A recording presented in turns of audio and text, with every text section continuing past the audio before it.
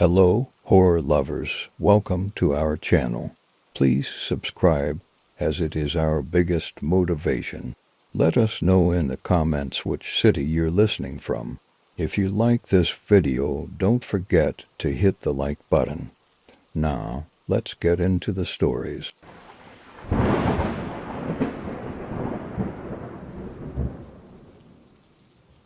I had always been fascinated by ghost stories, but I never imagined I'd find myself at the center of one. The opportunity to visit the Myrtles plantation, one of the most haunted locations in the United States, was too good to pass up. Located in St. Francisville, Louisiana, the Myrtles was steeped in history and legend. Built in 1796, it was said to be the home of no less than 12 ghosts.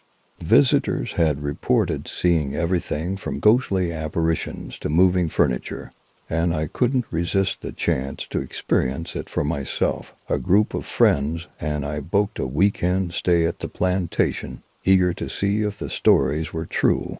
We arrived on a warm, sunny afternoon, the kind of day that made you question whether anything sinister could really exist in such a beautiful place.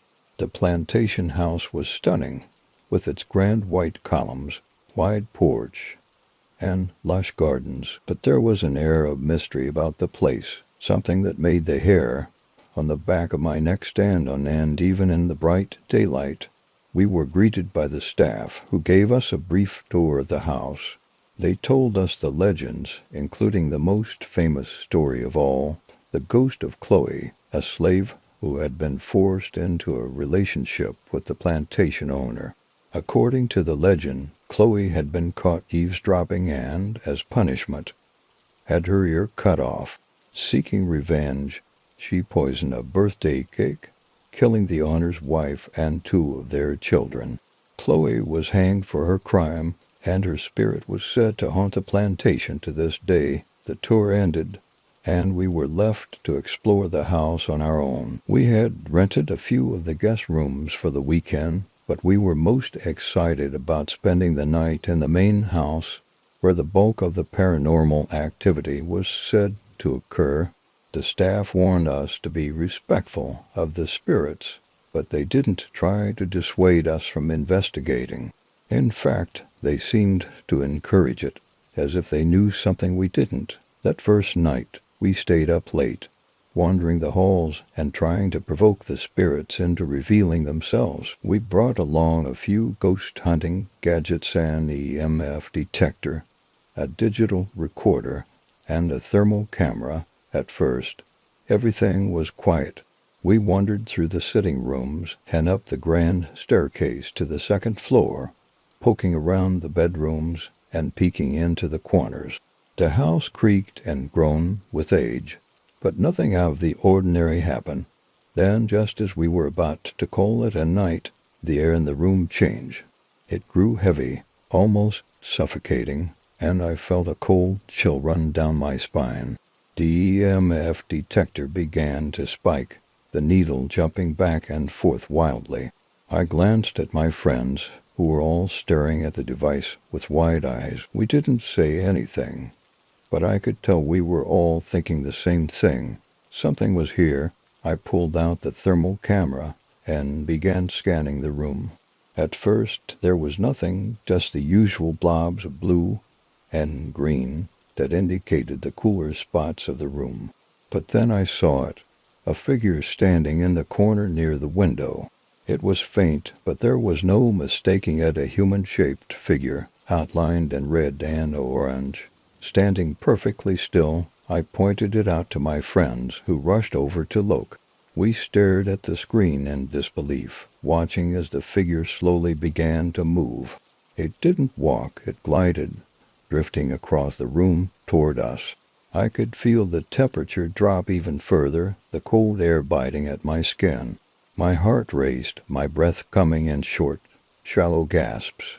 I couldn't move, couldn't speak. I was frozen in place, watching as the figure drew closer. And then, just as suddenly as it had appeared, it was gone. The temperature returned to normal, The EMF detector stopped spiking, and the room was quiet once again. We all stood there for a moment, trying to process what had just happened. None of us had any explanation for it. We had captured the figure on the thermal camera, but beyond that, we had no other evidence. The rest of the night passed uneventfully, but I couldn't shake the feeling that we had been watched. Every creak of the floorboards, every rustle of the wind outside made me jump. I hardly slept, my mind racing with thoughts of what we had seen. The next morning, we shared our experiences with the staff. They didn't seem surprised, nodding knowingly as we recounted the events of the previous night. They told us that sightings of ghostly figures were common at the Myrtles, especially in the room we had been in. Many guests had reported seeing similar figures, often standing near the windows or gliding silently through the halls. We spent the rest of the weekend exploring the grounds, but nothing else out of the ordinary happened. As we packed up to leave on Sunday, I couldn't help but feel a sense of relief. The Myrtles plantation was a beautiful place, but it was also a place of tragedy and loss, and I was glad to be leaving it behind. I still think about that figure we saw on the thermal camera. I don't know what it was, a ghost, a trick of the light, or something else entirely. But whatever it was, it left an impression on me that I'll never forget. The Myrtles plantation is a place where the past and the present seem to collide, where the spirits of those who once lived and died there still linger, waiting for the next group of curious visitors to wander into their midst.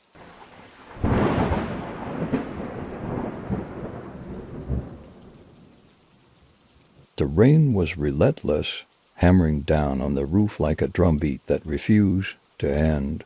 My old farmhouse, nestled at the edge of the forest, creaked and groaned under the storm's assault. It was a typical summer night, or so I thought, one that would soon turn into a nightmare etched into my memory forever. It started around midnight. I had just settled into bed, the dim glow of my bedside lamp casting long shadows across the room. The house was quiet, save for the occasional creak of the old wooden floors and the constant patter of rain against the windows. I found the sound of the rain soothing, a lullaby that usually helped me drift off to sleep. But that night something felt off. There was a tension in the air, a sense of unease that I couldn't shake. I tried to ignore it, pulling the covers up to my chin and closing my eyes. But then I heard it, a faint rustling sound coming from downstairs. At first I thought it was just the wind or maybe a branch scraping against the side of the house. But as I strained to listen, the sound grew clearer, more distinct. It wasn't the wind.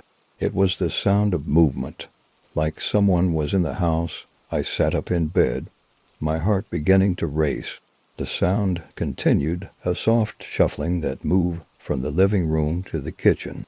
I reached for my phone on the nightstand, but my hand froze as I realized I had left it charging downstairs. My only connection to the outside world was now out of reach. Panic started to set in. I lived alone, miles away from the nearest neighbor. If someone was in the house, I had no way of calling for help. I slipped out of bed as quietly as I could, the floorboards creaking under my weight. My mind raced through the possibilities. Maybe it was just an animal that had gotten inside, the raccoon or a stray cat seeking shelter from the storm. But deep down, I knew it wasn't. That simple dot. As I crept towards the door, I grabbed the only weapon I could find, a heavy brass candlestick that had been a gift from my grandmother. It wasn't much, but it was better than nothing. The hallway outside my bedroom was dark, the only light coming from the occasional flash of lightning that illuminated the house in eerie bursts. I moved slowly, trying to keep my breathing steady as I made my way towards the stairs. The rustling sound had stopped, replaced by an unsettling silence. I reached the top of the stairs and peered down into the darkness below. Everything seemed normal, but that did little to calm my nerves.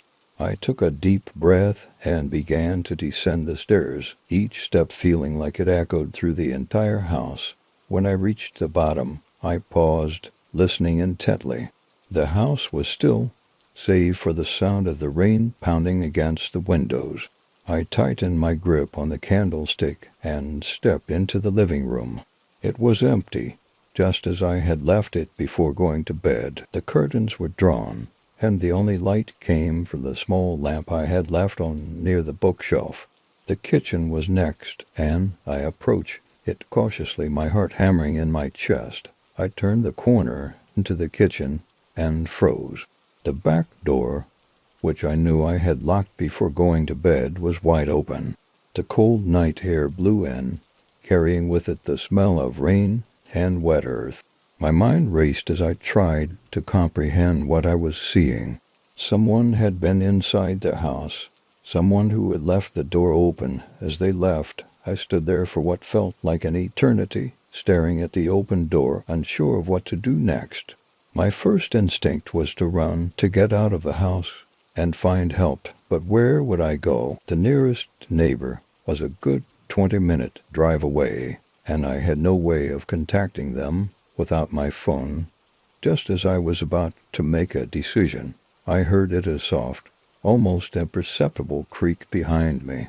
I spun around, my eyes scanning the darkened kitchen, but I saw nothing. The room was empty, or so it seemed. My breath caught in my throat as I realized the truth. The intruder hadn't left. They were still inside the house, hiding somewhere in the shadows. A cold sweat broke out on my forehead as I backed away from the kitchen, keeping my eyes on the doorway.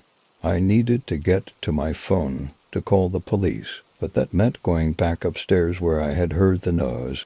I was trapped, caught between the possibility of the intruder being downstairs with me or upstairs near my only means of communication. I decided to make a run for it. I dashed towards the stairs, my bare feet slapping against the cold wooden floor.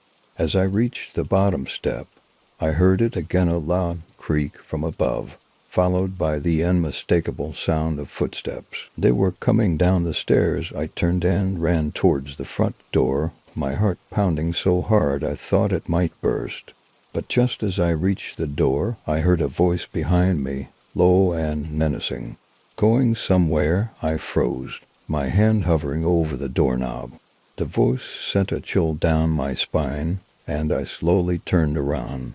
Standing at the bottom of the stairs was a man, his face partially obscured by the shadows.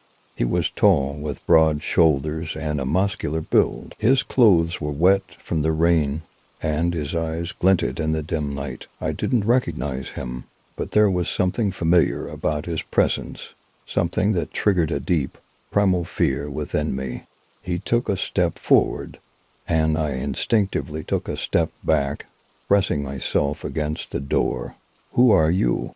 I managed to stammer, my voice barely a whisper. The man smiled, a cold, predatory grin that made my blood run cold. "You don't remember me?" he asked, his voice dripping with malice. "I'm hurt. We were so close once." I racked my brain, trying to place him, but nothing came to mind. I had no idea who he was or what he wanted, but the way he spoke made it clear that this was personal. He took another step towards me, and I felt my grip on the candlestick tighten. "Please," I begged, my voice trembling, "just leave." "I don't want any trouble," the man chuckled, a sound that sent shivers down my spine. "Oh, but trouble is exactly what I want," he said, his tone mocking. "I've waited a long time for this." Before I could react, he lunged at me, his hands reaching out to grab me. I swung the candlestick with all my might, the heavy brass connecting with his arm. He let out a grunt of pain, but didn't stop. He grabbed me by the shoulders, his grip like a vice, and shoved me against the wall. I struggled, kicking and thrashing, but he was too strong. He pinned me against the wall, his face inches from mine, and I could see the madness in his eyes. "You're not getting away this time," he hissed, his breath hot against my face. I felt a surge of adrenaline as I realized this might be my only chance to escape. I brought my knee up hard, striking him in the groin. He let out a gasp of pain and loosened his grip just enough for me to slip out from under him. I bolted for the door, fumbling with the lock in my panic dot just as I managed to get the door open. I felt his hand close around my wrist, yanking me back into the house. I screamed, but the sound was swallowed by the storm outside. He pulled me towards him, his other hand wrapping around my throat. I clawed at his hand, gasping for air as he squeezed tighter. My vision started to blur, and I could feel my strength fading. In a last-ditch effort, I lashed out with my free hand, raking my nails across his face. He let out a roar of pain and loosened his grip just enough for me to break free. I stumbled out the door and into the rain, the cold water hitting my skin like a shock. I ran blindly into the night, the storm raging around me. I didn't look back, didn't dare to. As I sprinted towards the only place I thought I could find help, the forest, the trees loomed ahead, their branches swaying in a wind like skeletal arms. I plunged into the woods, the underbrush scratching at my legs as I ran. The rain made the ground slippery, and I nearly fell several times. But I didn't stop. I could hear him behind me, his footsteps pounding against the wet earth as he gave chase. I didn't know where I was going, only that I needed to keep moving, to put as much distance between us as possible. My breath came in ragged gasps, my lungs burning with the effort, but I forced myself to keep going. Suddenly, I tripped over a root and went sprawling to the ground. Pain shot through my ankle as I landed hard on the muddy forest floor. I tried to get up, but my leg refused to cooperate. Panic set in as I realized I couldn't run anymore. I was trapped, alone in the woods, with a maniac hunting me down. I scrambled to my feet, hobbling as fast as I could through the dense undergrowth. The forest was dark, the thick canopy of trees blocking out most of the moonlight. I could barely see where I was going, but I knew I had to keep moving. The man's footsteps were getting closer, his heavy breathing audible over the sound of the rain. I pushed through a thicket of bushes, the branches scratching my arms and face. On the other side, I saw a faint light in the distance. It was small, almost imperceptible, but was there a glimmer of hope in the darkness? I limped towards the light, my heart pounding in my chest. As I got closer, I realized it was coming from a small cabin nestled in a clearing. The sight of it filled me with a surge of relief. Maybe there was someone inside who could help me, someone who could save me from this nightmare. I reached the cabin and banged on the door with all my might, praying that someone would answer. "Please, help me," I cried, my voice hoarse from fear. "He's coming." There was no response, and for a moment I thought the cabin was abandoned. But then the door creaked open, and an old man peered out at me, his eyes widening in shock as he took in my disheveled appearance. "Please, you have to help me," I begged, tears streaming down my face. "He's going to kill me." The old man hesitated for a moment, then quickly stepped aside, allowing me to stumble inside. He closed the door behind me and bolted it shut, then turned to face me. "What happened? Who's after you?" he asked, his voice filled with concern. I tried to explain, but the words wouldn't come. All I could do was point towards the forest, where I could still hear the men crashing through the underbrush. The old man's expression hardened, and he grabbed a shotgun from the wall. "Stay here," he ordered, his tone leaving no room for argument. "I'll deal with him." He opened the door just a crack and peered out into the night. I could see the tension in his shoulders, the way his grip tightened on the gun. He was ready to protect his home, to protect me, but before he could step outside, something slammed against the door, hard enough to make it shake on its hinges. The old man stumbled back, raising the shotgun as the door burst open. The intruder stood there, drenched from the rain, his eyes wild with fury. "Get away from her," the old man shouted, aiming the gun at the intruder.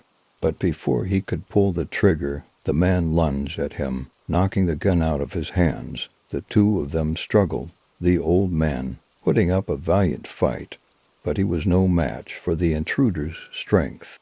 The man overpowered him, slamming him against the wall and sending him crumpling to the floor. I watched in horror as the intruder turned his attention back to me, a sinister grin spreading across his face. "You thought you could escape me?" he sneered, stepping over the old man's unconscious body. I backed away, my heart racing as I searched for anything I could use to defend myself. My eyes landed on the shotgun lying on the floor, just out of reach. I lunged for it, but the man was faster.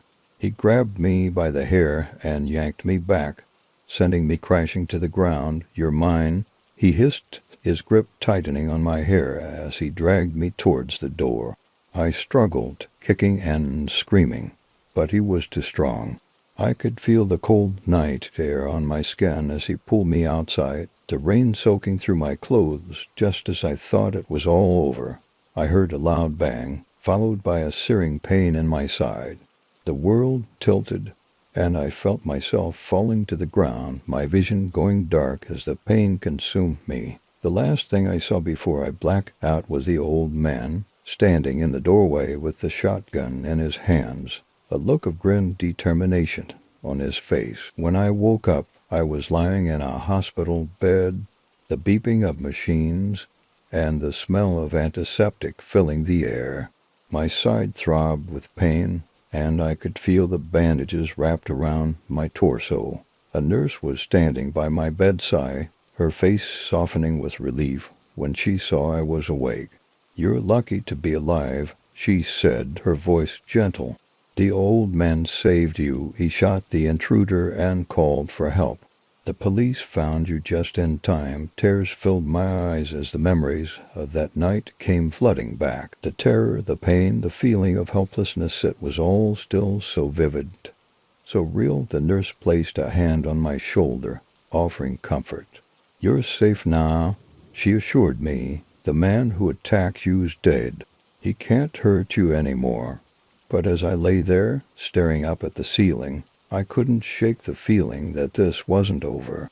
The man may have been dead, but the fear, the sense of violation would stay with me forever. I had survived the night the stranger came inside, but my life would never be the same.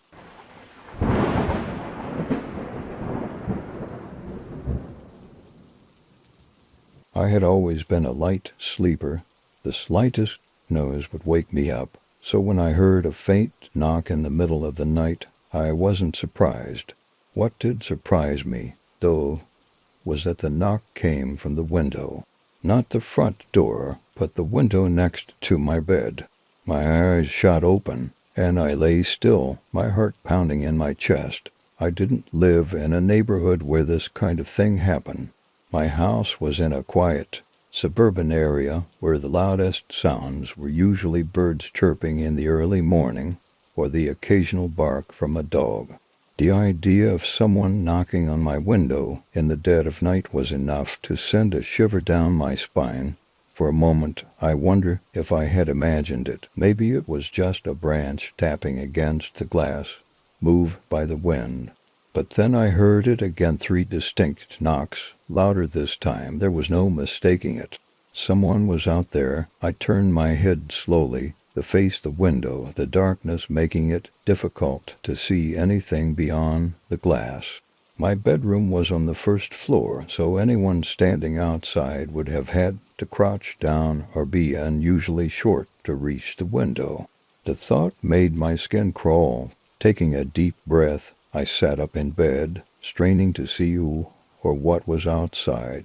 My heart raced as I inched closer to the window, trying to stay as quiet as possible. My bedroom door was closed, and the house was eerily silent. Save for the faint ticking of the clock on the wall, I reached out to the curtain, hesitating for a moment before pulling it back just enough to peek outside. The street lights cast long shadows across the lawn, but there was no sign of anyone or anything. My eyes darted around, searching for any movement, any clue as to who had knocked, but the yard was empty. I let out a breath I didn't realize I'd been holding. Maybe it really had been just my imagination. But as I started to relax, I heard the knock again, this time from the other side of the house. My blood ran cold as I realized that whoever it was had moved to the living room window. Without thinking, I jumped out of bed and grabbed my phone from the nightstand. My fingers trembled as I dialed 911. My heart pounding so hard I thought it might burst out of my chest.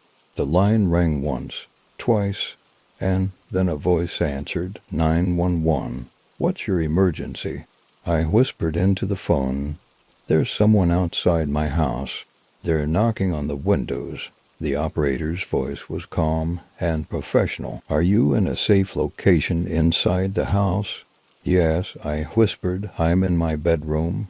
Stay on the line with me, the operator instructed. I'm dispatching officers to your location right now. Can you describe the person outside? I peeked out of the window again, but I still couldn't see anyone. I don't know, I admitted, my voice shaking. I can't see them. They're moving around the house. Stay calm, the operator said. Help is on the way. Is there a way for you to safely get to another room? I glanced at my bedroom door, my mind racing. I could lock myself in the bathroom, but that would trap me in one place. If they broke in, I'd have nowhere to run. I think I'll stay here, I decided. The operator agreed, reassuring me that the police were on their way. I could hear the faint sound of sirens in the distance, but it did little to calm my nerves. I kept the phone pressed to my ear, listening for any signs of movement outside. Suddenly, there was a loud bang against the window in the living room. It wasn't a knock this time, but a hard, deliberate thud, like someone was trying to break in. I gasped, clutching the phone tighter as I whispered to the operator, they're trying to get in. Stay on the line, the operator said urgently. The officers are almost there. I could hear my own ragged breathing as I stared at the bedroom door, half expecting it to burst open at any moment. The sirens grew louder, and I heard the sound of a car screeching to a halt outside. Red, then blue lights flashed through the curtains, and I felt a wave of relief wash over me. They're here, I whispered to the operator. Stay where you are until the officers come to you, the operator instructed. I nodded, even though she couldn't see me, and stayed rooted to the spot. A few minutes later, I heard the front door open, and the sound of heavy footsteps filled the house. I held my breath, waiting for a sign that it was safe to come out. Finally, there was a knock on my bedroom door, a softer, more reassuring knock. Ma'am, this is Officer Reynolds with the police department. You can come out now. I slowly got to my feet, my legs shaking as I approached the door. I opened it to find officers standing in the hallway, their expressions serious but calm. Are you all right? Officer Reynolds asked, his eyes scanning the room. I nodded, still clutching the phone to my chest. Did you catch them? The officers exchanged a glance. We didn't see anyone outside when we arrived, Reynolds said, but we did find something near the living room window. He led me to the living room, where another officer was shining a flashlight on the ground just outside the window. My heart sank as I saw what they were looking at, a small, blooded handprint smeared across the glass. I felt a wave of nausea as I realized it was a child's handprint, small and delicate. The officers must have noticed my reaction because Officer Reynolds quickly moved to block my view. We're going to have a look around the property, he said gently. Why don't you sit down for a moment?" I nodded numbly and sat down on the couch, my mind racing. A child? What was a child doing outside my house in the middle of the night? And why had they been knocking on my windows? The officers spent the next hour combing through the yard and the surrounding area, but they didn't find anything else. No footprints, no signs of forced entry, nothing to indicate that anyone had been there at all. By the time they finished, the sky was beginning to lighten with the first hints of dawn. Officer Reynolds returned to the living room and sat down across from me, his expression troubled. "We didn't find anyone," he admitted, "but we're going to keep an eye on the area. If you hear or see anything else, won't hesitate to call us." I thanked them and watched as they left, the sound of their patrol car fading into the distance. The house was silent again, but it no longer felt like the safe, comforting place it had once been. I couldn't stop thinking about that handprint, about the child who had somehow disappeared into the night without a trace. The officers hadn't said it outright, but I could tell they were just as baffled as I was. I tried to go about my day as usual, but the events of the previous night weighed heavily on my mind. I couldn't shake the feeling that something was wrong, that there was more to the story than I knew. I avoided the living room, not wanting to see that handprint again, but it was always there, lurking in the back of my mind. That night I barely slept. Every creak and groan of the house set my heart racing, and I found myself jumping at the slightest noise. I kept the curtains tightly drawn, not wanting to see what might be lurking outside. A few days passed, and the fear began to fade, though it never completely went away. I convinced myself that it had been a one-time thing, that maybe the child had gotten lost or scared and had run off when they saw the police. But then, a week later, it happened again. I was sitting in the living room, trying to relax with a book, when I heard the knock. My blood ran cold as I realized it was coming from the same window as before. My heart pounded in my chest as I slowly turned to look, half expecting to see a face staring back at me through the glass. But there was nothing, just the darkness outside, pressing up against the window like a solid wall. I stood up, my legs trembling as I approached the window. My mind raced with possibilities, none of them comforting. Was it the same child? Had they come back? I hesitated for a moment, then pulled back the curtain. The yard was empty, just as it had been before, but I noticed something different this time. There, on the window, was another handprint smaller than the first, but just as bloody. That my breath caught in my throat as I stared at the handprint, a cold knot of fear forming in my stomach. I backed away from the window, my mind screaming at me to run, to get out of the house. But I couldn't move, couldn't think clearly. All I could do was stare at that handprint, feeling as though the walls were closing in on me. I didn't know how long I stood there, frozen in place, but eventually I forced myself to move. I grabbed my phone and dialed 911, my hands shaking so badly that I nearly dropped it. The operator answered, and I quickly explained what had happened, my words tumbling out in a frantic rush. She assured me that officers were on their way and told me to stay on the line. I waited, the phone pressed to my ear, my eyes locked on the window.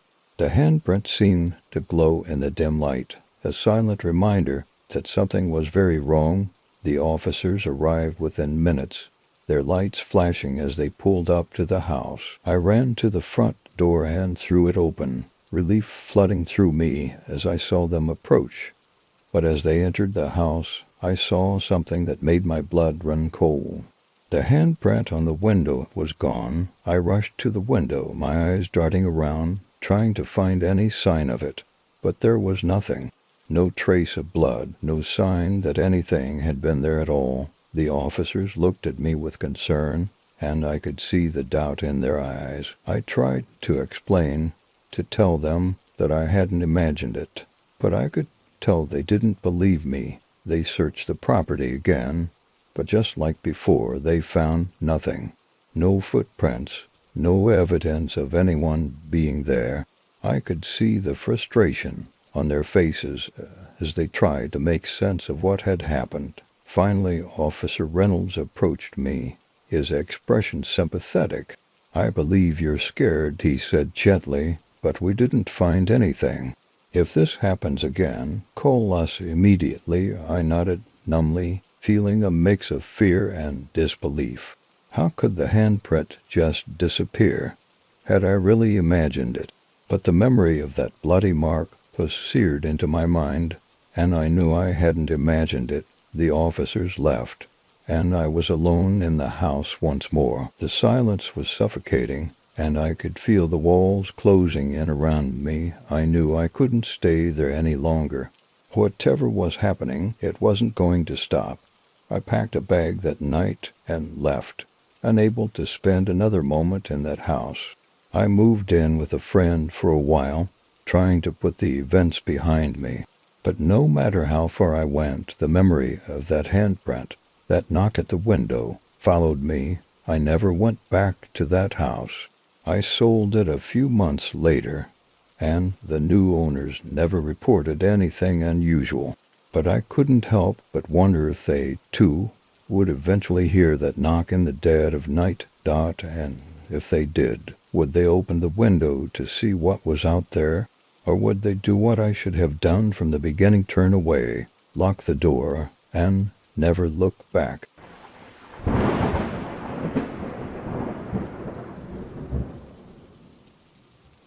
I never thought much of the old, creaky house I rented. Sure, it had its quirks. The floors groaned underfoot, the windows rattled when the wind blew, and there was a perpetual draft that made the whole place feel chilly even in the summer. But it was affordable, and as a young woman living on my own, that was my main concern. I figured I could put up with a few noises and a little cold if it meant saving money. The house had been on the market for a while, which was strange considering its prime location. When I asked the landlord about it, he just shrugged and said that people these days preferred modern apartments over old houses.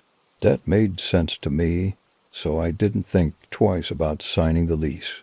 I had been living there for a few months when things started to feel off. It wasn't anything I could put my finger on at first, just a general unease that settled over me whenever I was alone in the house, which was often. I brushed it off as paranoia, chalking it up to the isolation of living in such a big old place by myself. But then small things began to happen. I'd leave a room, and when I returned, something would be out of place. A book I'd left on the coffee table would be on the floor. A window I'd closed would be slightly ajar, or a chair would be moved a few inches from where I'd left it. At first I thought I was just being forgetful, but the more it happened, the harder it was to ignore. One night I came home late from work.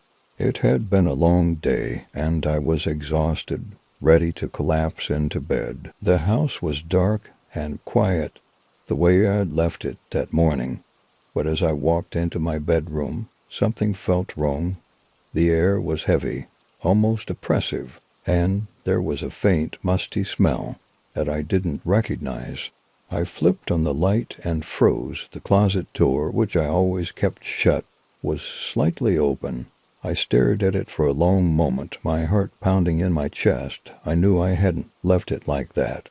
I always made sure to close it because the sight of an open closet door at night gave me the creeps. Trying to keep my breathing steady, I walked over to the closet and gently pushed the door shut. It clicked softly as it closed, and I stood there for a few seconds, listening. The house was silent, save for the faint creaking of the walls as they settled. I shook my head, trying to dispel the unease that had settled over me. It's nothing, I told myself. Just an old house being an old house. I turned away from the closet, but as I did, I heard a soft sound of shuffling, like the movement of fabric against wood. I froze, my hand still on the closet door, my mind racing. Someone's in there. The thought hit me like a punch to the gut, and I felt the blood drain from my face. I stood perfectly still, straining to hear anything else, but the house was silent again. Maybe I had imagined it. Maybe it was just the wind or the house settling. But deep down, I knew that wasn't true. I slowly backed away from the closet, my heart hammering in my chest. I didn't dare open the door again. Didn't want to know what or who might be inside. Instead, I grabbed my phone from the nightstand and dialed 911. My hands shaking so badly I could barely press the buttons. The operator's voice was calm and professional, but I could hear the tension in her words as I explained the situation. She told me to stay on the line and to leave the house immediately, that officers were on their way. I didn't need to be told twice. I ran out of the bedroom, down the hall, and out the front door, not stopping until I was standing on the sidewalk, the cold night air stinging my face.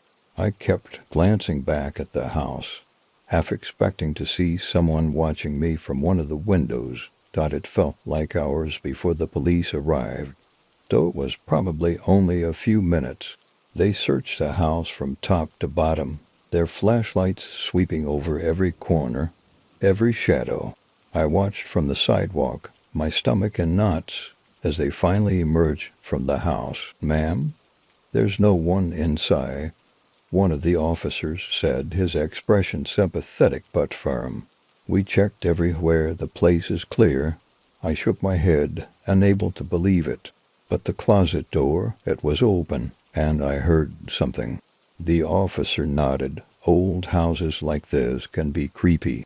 The doors can open on their own sometimes, and it's easy to hear things that aren't really there, especially when you're already on edge. But I promise you, there's no one in there. I wanted to believe him, to brush it off as my imagination, but the fear still gnawed at me.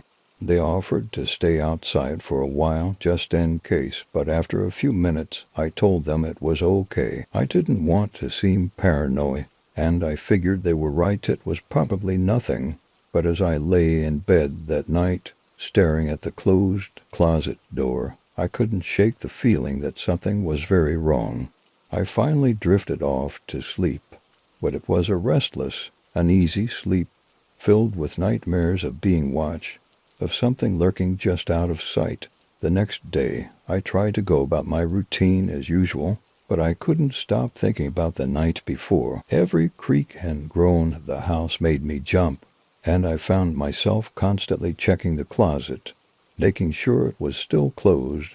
A few days passed, and nothing else happened.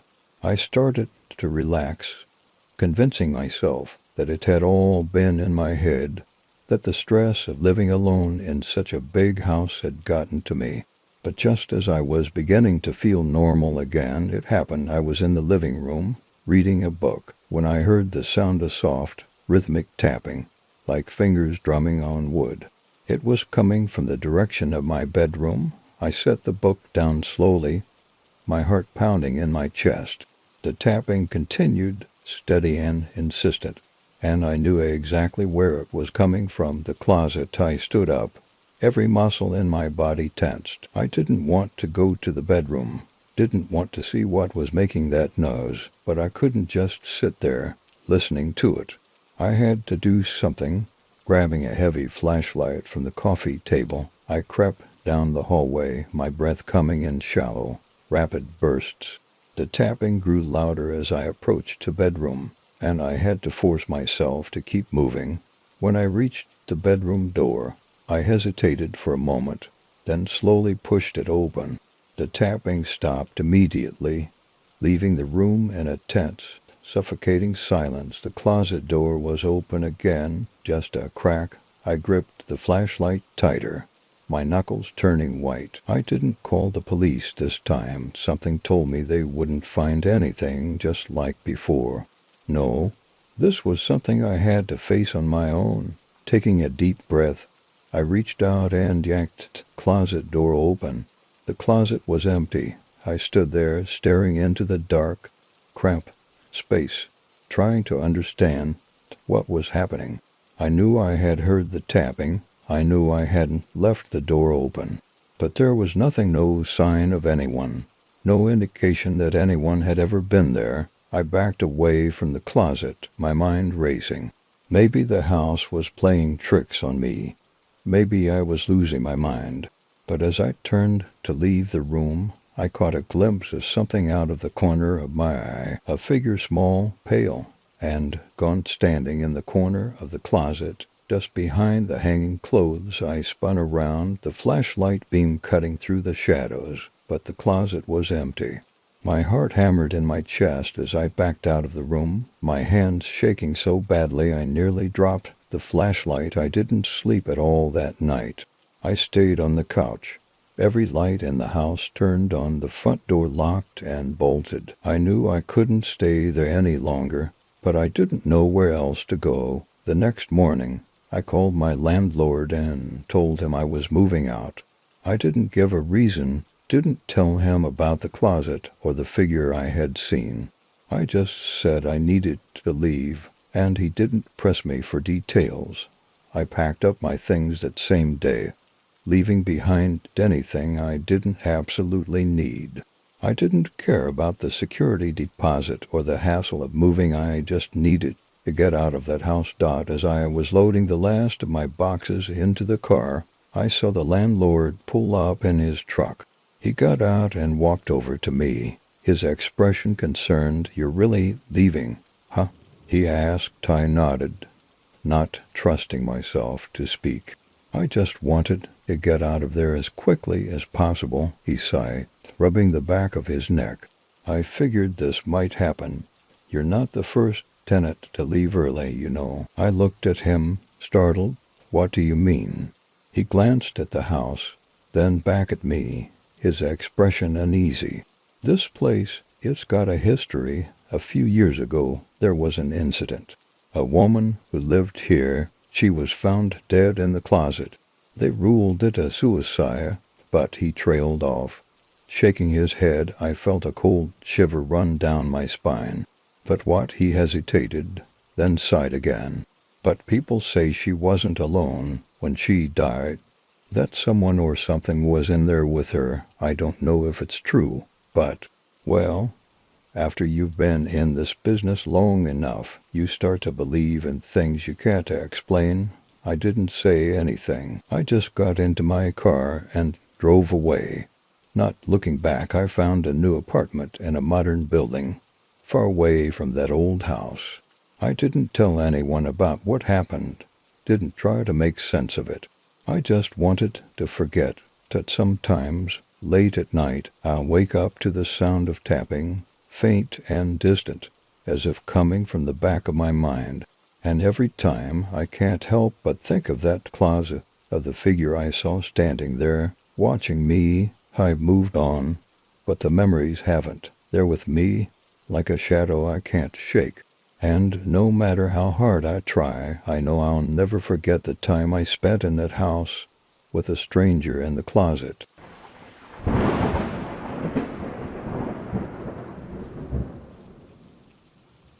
The move to the quiet suburban neighborhood had been a dream come true. After years of saving, I finally bought my first home, a quaint, single-story house nestled at the end of a peaceful cul-de-sac. It was the kind of place where nothing ever seemed to happen. The streets always lined with children's bikes and neighbors who greeted you with warm smiles. It was perfect, exactly the kind of life I had envisioned. But perfection, I would soon learn, is often an illusion. It all started innocuously enough, with little things that were easy to overlook. I'd find a window open that I could have sworn I'd shut, or a door left ajar that I was sure I'd close. At first, I blamed my forgetfulness on the stress of the move. It was a lot to adjust to a new house, new routine, so it made sense that I'd be a little scatterbrained. But then the footsteps started. It was late one night, maybe around 2 a.m., when I first heard them. I was in bed, just on the edge of sleep, when a soft creaking sound jolted me awake. It was faint, almost imperceptible, like the floorboards groaning under someone's weight. I lay there, holding my breath, straining to hear anything else. There it was again, the slow, deliberate creak of footsteps moving across the living room floor. My heart pounded in my chest as I sat up, my eyes wide as I stared into the darkness of my bedroom. I listened intently, every muscle in my body tense. The footsteps stopped, and the house fell silent once more. I waited, my pulse racing, but the sound didn't return. I convinced myself it was nothing, the house settling, maybe, or my mind playing tricks on me.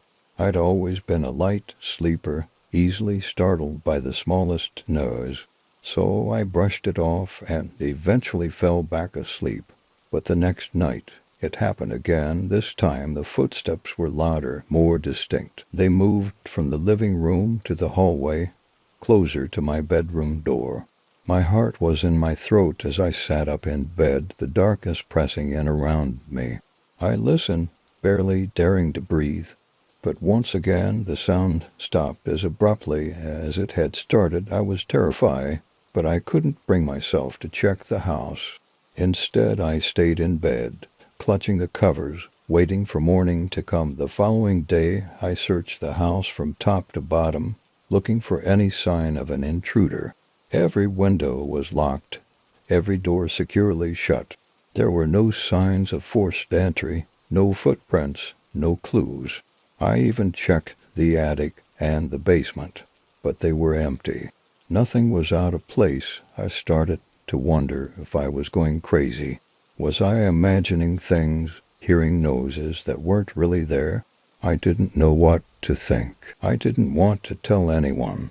Didn't want them to think I was losing my mind. So I kept it to myself, hoping it was just some weird phase that would pass. But it didn't pass. In fact, it only got worse. The footsteps became a nightly occurrence, always at the same time, always the same slow, deliberate pace. They would start in the living room, move to the hallway, and then stop just outside my bedroom door. I would lie there, paralyzed with fear, waiting for anything to happen. But it never did. One night I decided I couldn't take it anymore. I had to know what was causing those footsteps. So I set up a camera in the living room, aimed at the hallway leading to my bedroom. I figured that if something or someone was walking through my house, the camera would catch it. That night I stayed up late, waiting for the footsteps to start. When they did, I forced myself to stay calm, to listen carefully. They were louder than ever, the floorboards groaning under the weight of each step. I waited until the footsteps stopped outside my door, and then, summoning all my courage, I got out of bed. I walked slowly, quietly, toward the living room, my heart pounding in my chest. The house was dark, the only light coming from the glow of the street lamp outside. I reached the living room and saw the camera's red light blinking, indicating that it was recording. Taking a deep breath, I walked over to the camera and turned it off. I didn't look around, didn't check the hallway. I was too afraid of what I might see. Instead, I went back to my bedroom, locked the door, and waited for morning. The next day, I reviewed the footage, my hands trembling as I fast-forwarded through the recording. The living room was empty, just as I had left it, the hallway dark and still. But then, at exactly 2:15 a.m., something changed. The camera captured a shadow moving across the living room floor, long and slender, like the silhouette of a person. The shadow moved slowly, methodically, as if pacing back and forth.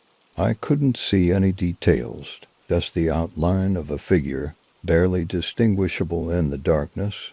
I watched, horrified, as the shadow moved toward the hallway, disappearing from view. My heart raced as I realized that this was what I had been hearing, this shadowy figure, pacing through my house night after night. I didn't know what to do. I couldn't stay in the house, but I had nowhere else to go. I considered calling the police, but what would I tell them? That my house was being haunted by a shadow, they would think I was crazy. Hell, I was starting to think I was crazy, but I knew I couldn't stay there another night. I packed a bag, grabbed my car keys, and left the house, not even bothering to lock the door behind me. I drove aimlessly for hours, trying to figure out what to do. Eventually, I checked into a motel on the other side of town, desperate for a few hours of sleep. The next morning, I called my best friend, Hannah, and told her everything. She listened patiently, her voice calm and reassuring as she tried to make sense of what I was telling her. I could tell she was skeptical, but she didn't dismiss my fears. "Why don't I come over tonight?" she suggested. "We can stay up together and see if anything happens. Maybe there's a logical explanation." I agreed, grateful that she was willing to help, even if she didn't fully believe me. That evening, we returned to the house together, and Anna set up the camera again, this time in the hallway facing my bedroom door. We stayed up late, drinking coffee and talking quietly, both of us on edge as we waited for the footsteps. Midnight came and went, and nothing happened. I started to relax, thinking maybe the presence or whatever it was had decided to leave me alone. But then, at 2:15 a.m., the footsteps began. Anna's face went pale as she heard the first creak of the floorboards. We both froze, our eyes locked on the hallway. The footsteps were slow, deliberate, moving closer and closer to the bedroom door. My heart raced as I watched the doorknob, half expecting it to turn, but it didn't. The footsteps stopped just outside the door. The silence that followed was deafening. Anna and I exchanged a terrified glance. She nodded, and I knew what we had to do. We couldn't just sit there, waiting for something to happen. We had to confront whatever it was. With trembling hands, I reached for the door handle and slowly turned it. The door creaked open, revealing the dark hallway beyond. The air was thick, heavy with a sense of foreboding. We stepped out of the bedroom, the floorboards cold beneath our bare feet. The hallway was empty. I felt a surge of relief, thinking maybe we had imagined the whole thing. But then Hannah pointed to the camera. The red light was blinking, recording. We watched in silence as the camera captured our empty hallway, the shadows flickering on the walls. And then we saw a figure, barely more than a shadow, standing at the far end of the hallway. It was tall, its limbs long and unnaturally thin. It didn't move, didn't make a sound, just stood there, watching us. My breath caught in my throat as I stared at the screen. The figure was there, right in front of us. But when I looked down the hallway, there was nothing, just an empty corridor, stretching into darkness. Anna gasped, her hand flying to her mouth. I could see the fear in her eyes, the realization that this wasn't just my imagination. Whatever this was, it was real. We backed away, retreating to the bedroom, and shut the door behind us. I fumbled with the lock, my hands shaking so badly I could barely turn the key. The footsteps started again, moving toward the bedroom door. They stopped just outside, the air thick with tension. We didn't sleep that night. We stayed huddled together on the bed, our eyes fixed on the door, waiting for it to open. But it never did. The house was silent. The only sound was our ragged breathing. When morning finally came, we didn't waste any time. We grabbed our things and left the house, not looking back. I called a moving company and arranged to have my belongings packed up and put into storage. I didn't care about the cost. I just wanted to get out of that house, to leave whatever was haunting it behind. I sold the house a few months later, at a loss. The new owners didn't ask about the strange events, and I didn't volunteer any information. I didn't want to burden them with the truth, didn't want them to live in fear like I had. Anna and I never spoke about that night again. We both moved on, trying to forget what we had seen, but I knew we never truly would. The memory of that shadowy figure still haunts me, lurking at the edge of my mind. Even now, in my new home, I sometimes wake up in the middle of the night, my heart pounding in my chest, convinced that I hear footsteps in the hallway. I tell myself it's just my imagination, that I'm safe here, but deep down I know the truth. Some things you can't run away from. Some things follow you, no matter where you go, and some doors, once opened, can never be closed again.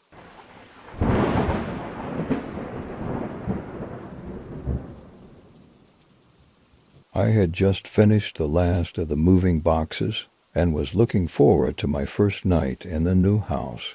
It was a charming, old Victorian with intricate woodwork and a wraparound porch. I'd fallen in love with it the moment I walked through the door and couldn't wait to start my new life there. The house had a certain history to it, a fact I found intriguing rather than alarming. It was said that the original owner had been a wealthy industrialist who had built it for his family over a century ago. The house had changed hands several times since then, but it retained its grandeur. Thought the first night in the house was peaceful. I slept well, the creaks and groans of the old house lulling me into a deep slumber. But as the days went on, I started to notice strange things. It began with the lights. I would come home to find them turned on in rooms I knew I had left dark. At first I thought it was just me forgetting to turn them off, but then the occurrences became more frequent. Light switches that seemed to flicker on their own, lights in rooms I hadn't even been in. Then there were the noises. It started with faint whispers, like people talking just out of earshot. It was unsettling, but not enough to make me fear the house. I told myself it was just the house settling, old pipes, or perhaps my imagination running wild. One evening, after a particularly long day at work, I came home to find that my front door was ajar. I was sure I had locked it when I left. I checked the house thoroughly, every window and door securely shut, but I couldn't shake the feeling that something was off. That night, as I settled into bed, I heard a knock. It was a gentle, almost polite knock on my bedroom door. I sat up, confused, and checked the time. It was well past midnight. I called out, but there was no answer. I assumed it was a figment of my tired mind and tried to ignore it. The next morning, I decided to call a locksmith to change the locks, just to be safe. I didn't want to take any chances, even though I had no real evidence of a break-in. A week later, my unease turned into outright fear.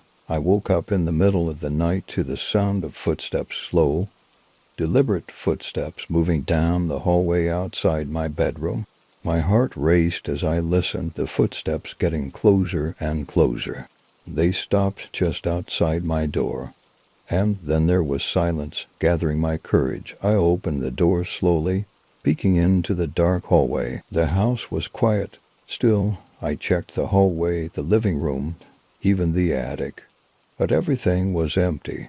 I felt like I was going crazy. The footsteps had been so clear, so real, but there was no sign of anyone. I began to avoid the hallway at night, staying in my bedroom with the door locked. I thought it would help, but the noises continued. The whispers grew louder, more distinct, as if someone was trying to speak to me from just out of sight. One night, after another unsettling series of noises, I decided to investigate further. I knew the house had been empty for a while before I moved in, and I started to wonder if something from the past might be influencing the present. I dug through the old records I had on the house, trying to find out more about its history. That's when I discovered something odd. According to an old newspaper article from the 1920s, there had been an incident in the house, a party where one of the guests had gone missing. The guest was a young woman who had been last seen entering the house, but was never found. The article mentioned that the case was never solved, and her disappearance remained a mystery. I felt a chill run down my spine as I read the article. Could this missing guest be the source of the disturbances? Was her spirit still wandering the house, searching for something or someone? Determined to find out, I began to dig deeper into the house's history. I contacted local historians and visited the library to find any more information about the missing woman. Her name was Evelyn Carter, and she was known for her beauty and charm. But no one knew what had happened to her after that night. One evening, I decided to hold a small séance. I wasn't particularly superstitious, but I thought it might help me understand what was going on. I set up candles and an old-fashioned Ouija board, hoping to make contact with whoever or whatever was causing the disturbances. The séance started quietly with only the occasional flicker of candle light. I asked questions, but there was no response. Just as I was about to give up, the planchette on the Ouija board began to move. It spelled out a name, Evelyn, and then the word help. My heart pounded as I realized that the presence in my house was trying to communicate. I asked more questions, trying to understand what it wanted, but the messages were cryptic and disjointed. That night I heard the footsteps again, but this time they seemed to lead somewhere. They moved from my bedroom to the hallway and then down the stairs. I followed them, my heart racing, until they stopped at the front door. I opened the door cautiously, but there was no one there. The night air was cold, and the street outside was empty. But then I noticed something strange, a small, delicate locket lying on the porch. It was old-fashioned, with intricate designs, and it looked out of place. I picked it up, feeling a shiver as I realized that it might be connected to Evelyn. I took the locket inside and examined it carefully. Inside was a tiny photograph of a young woman, Evelyn Carter. I felt a surge of compassion and fear as I held the locket. Could this be a clue to what had happened to her? I decided to keep it safe and to continue my research. The disturbances in the house slowly began to fade. The footsteps and whispers became less frequent, and eventually they stopped altogether. I felt a strange sense of peace, as if Evelyn had finally found what she was looking for. I never did find out what truly happened to Evelyn Carter, but I felt that by acknowledging her presence and discovering her story, I had helped in some small way. The house became quieter, more serene, and I was finally able to enjoy my new home in peace. The locket now sits on my mantel, a reminder of the mystery that once haunted my home. I sometimes look at it and wonder if Evelyn's spirit found solace or if she is still out there searching for answers. But whatever the case, I know that I did what I could to honor her memory.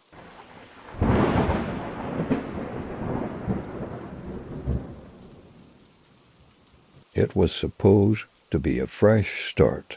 After a messy divorce and a series of failed relationships, I decided it was time to put the past behind me and start anew. I found a small, affordable rental house in a quiet neighborhood, hoping it would be the perfect place to regroup and rebuild my life. The house was charming, with its old-fashioned brick exterior and a small, well-kept garden. It had character, something I felt was missing from my previous living situations. As soon as I walked through the front door, I felt a strange sense of calm. The house had an air of welcoming. Despite its age, the first few days went smoothly. I unpacked, arranged my belongings, and settled into a routine. But as the nights wore on, I began to notice peculiar things. It started with the keys. I had a set of old brass keys that came with the house. There were 3 of them, one for the front door, one for the back door, and one for a small cabinet in the hallway. I kept them on a hook by the kitchen door, but every morning, One of the keys would be missing. At first, I thought I was simply misplacing them. I would search the house, find the key, and put it back in its place. But then the same thing happened again the next day. It wasn't always the same key, it was random, which made it even more unsettling. Then there were the noises, soft, rhythmic sounds coming from the basement. I would hear them at night, like footsteps shuffling across the floor or the faint clinking of metal. I had never been down to the basement, so I assumed it was just the house settling or some old pipes acting up. But the noises persisted. They seemed to follow a pattern, always at the same time, always just as I was about to fall asleep. It was eerie, and I tried to ignore it, convincing myself it was nothing. One night I decided to investigate. Armed with a flashlight and a sense of determination, I made my way to the basement door. I had always avoided it, partly because it was old and creaky, but mostly because I had no idea what was down there. I took a deep breath and descended the stairs. The basement was dimly lit by a single bulb hanging from the ceiling.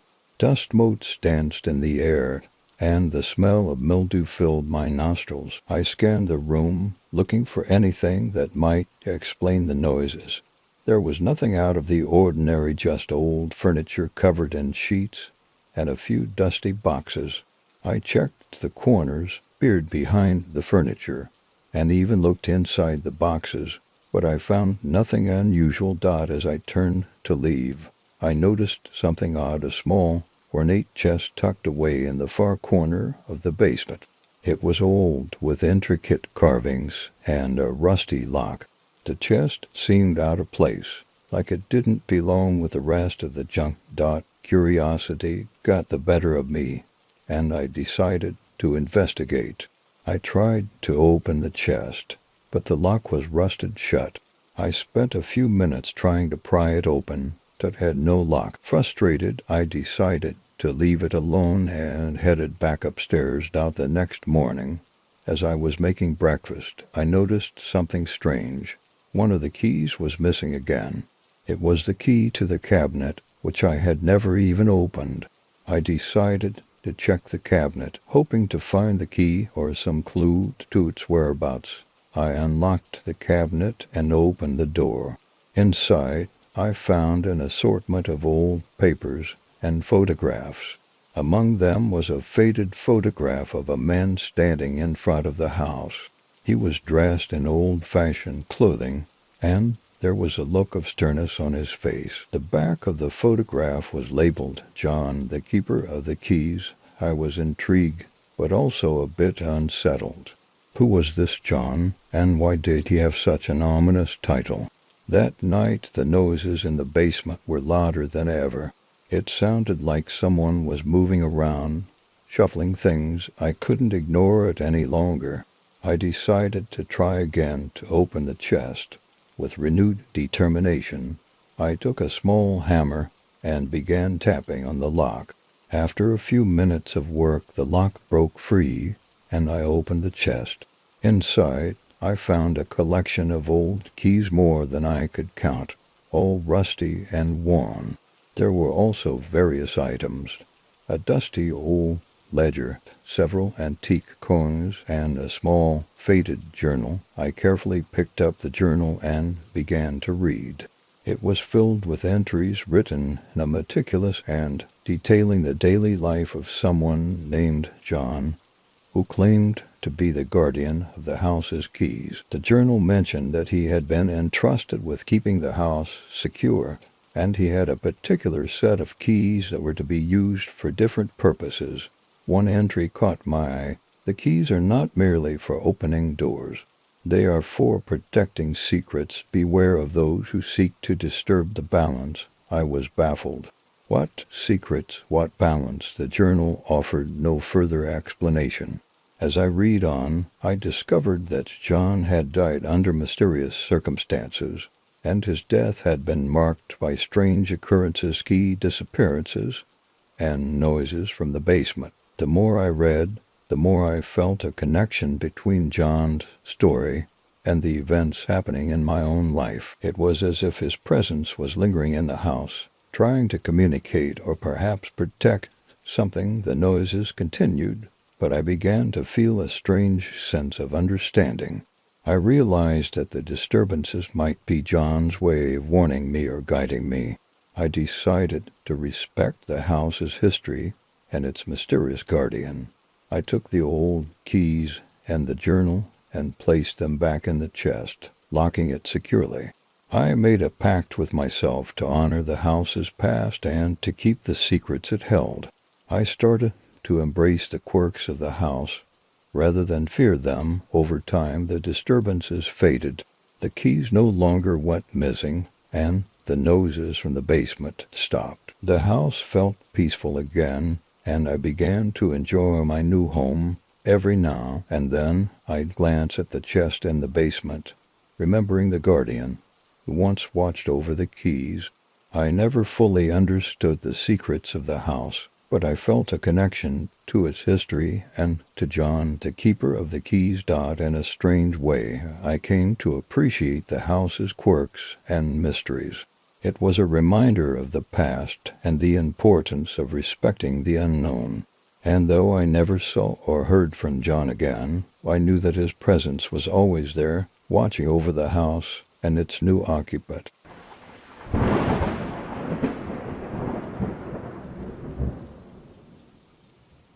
It was supposed to be a short-term rental, just a stopgap while I looked for a permanent place. I found a quaint two-story house on the edge of town. It was charming and affordable, with a large backyard and an old-fashioned charm that I thought was quaint rather than unsettling. Moving in was straightforward. The house was clean, and the landlord had left behind a few necessities to make the transition easier. I was grateful for the little touches: freshly painted walls, a stocked kitchen. I felt optimistic about my new living situation, even if it was just temporary. The first few nights were uneventful, but soon enough small things started to happen. At first, it was nothing more than misplaced items: a book here, a set of keys there. I shrugged it off as my own forgetfulness, adjusting to the new environment. But then there was the door. It was an old wooden door at the back of the hallway, leading to a small room that the landlord had said was a utility closet. The door seemed out of place in the otherwise well-maintained house. It was heavy, with a brass handle that felt too ornate for its purpose. I barely used it, but one day I noticed something strange. I tried to close the door after entering the utility room, but it wouldn't latch. No matter how hard I pushed or how firmly I pulled the handle, the door stayed slightly ajar. I checked the latch, but it seemed to be functioning fine. Frustrated, I gave up and decided to let it be. That night I heard a faint creaking sound. It was barely audible, like a whisper, but it was persistent. It was coming from the direction of the utility room. I was too tired to investigate, so I tried to ignore it and went back to sleep. The next morning, the door was ajar again. This time it was wider than before. I tried to close it again, but the same thing happened. It simply wouldn't latch. I decided to inspect the door more closely. I took it off its hinges and checked for any obstructions or damage, but everything seemed fine. I put the door back, and it still wouldn't close properly. I couldn't understand what was causing it. As the days passed, the door became a source of irritation. I noticed other oddities, too. The temperature in the utility room was often colder than the rest of the house, and sometimes I felt a draft, even when all the windows and doors were shut. Then things began to escalate. One evening, while I was cooking dinner, I heard a loud bang from the utility room. I froze, the noise echoing through the house. I went to investigate and found the door wide open, even though I was certain I had closed it earlier. The room was dark and cold, and I felt a shiver run down my spine. I decided to spend more time in the utility room to see if I could figure out what was causing the disturbances. I brought a chair and a flashlight and sat there, waiting for something to happen. Hours went by with nothing out of the ordinary. Just as I was about to give up, I saw something strange. A shadow moved across the floor, fleeting and barely noticeable. I quickly shone the flashlight in the direction of the shadow, but there was nothing there. The next night, the noises were louder. I heard footsteps, like someone walking around in the utility room.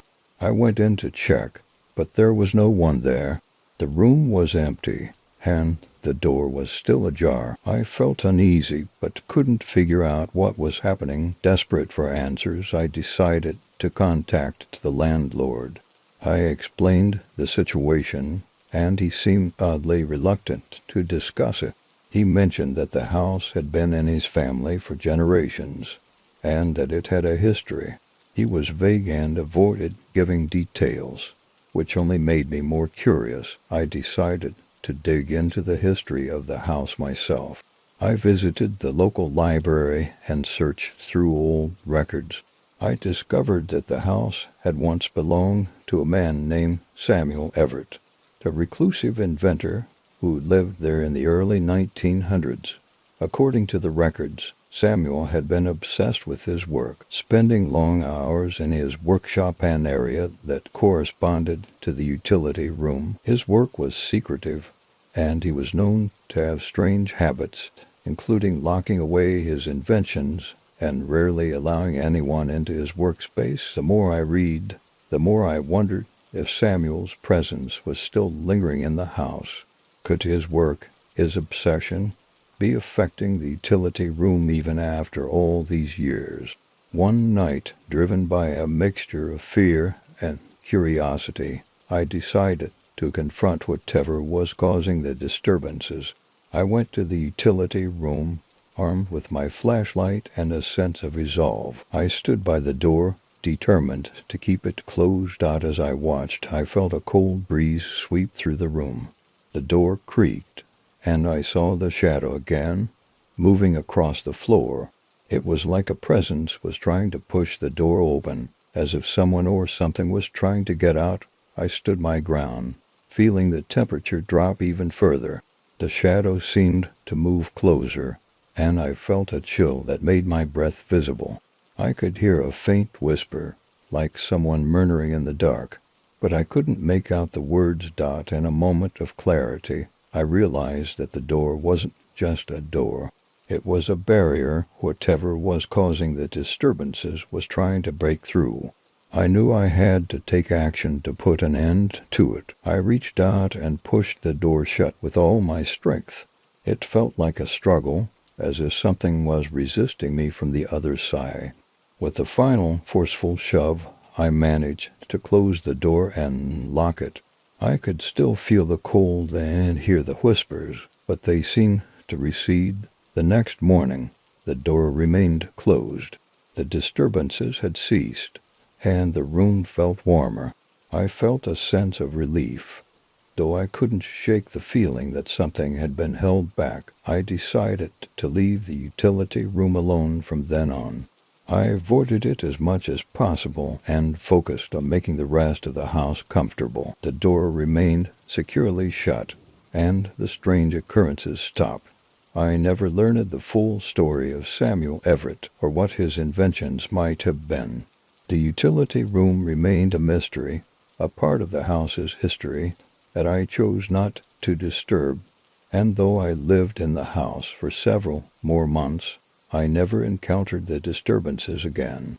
I moved out when my lease was up, and the new tenants never mentioned any issues. I could only hope that whatever had been trapped behind that door had finally found peace.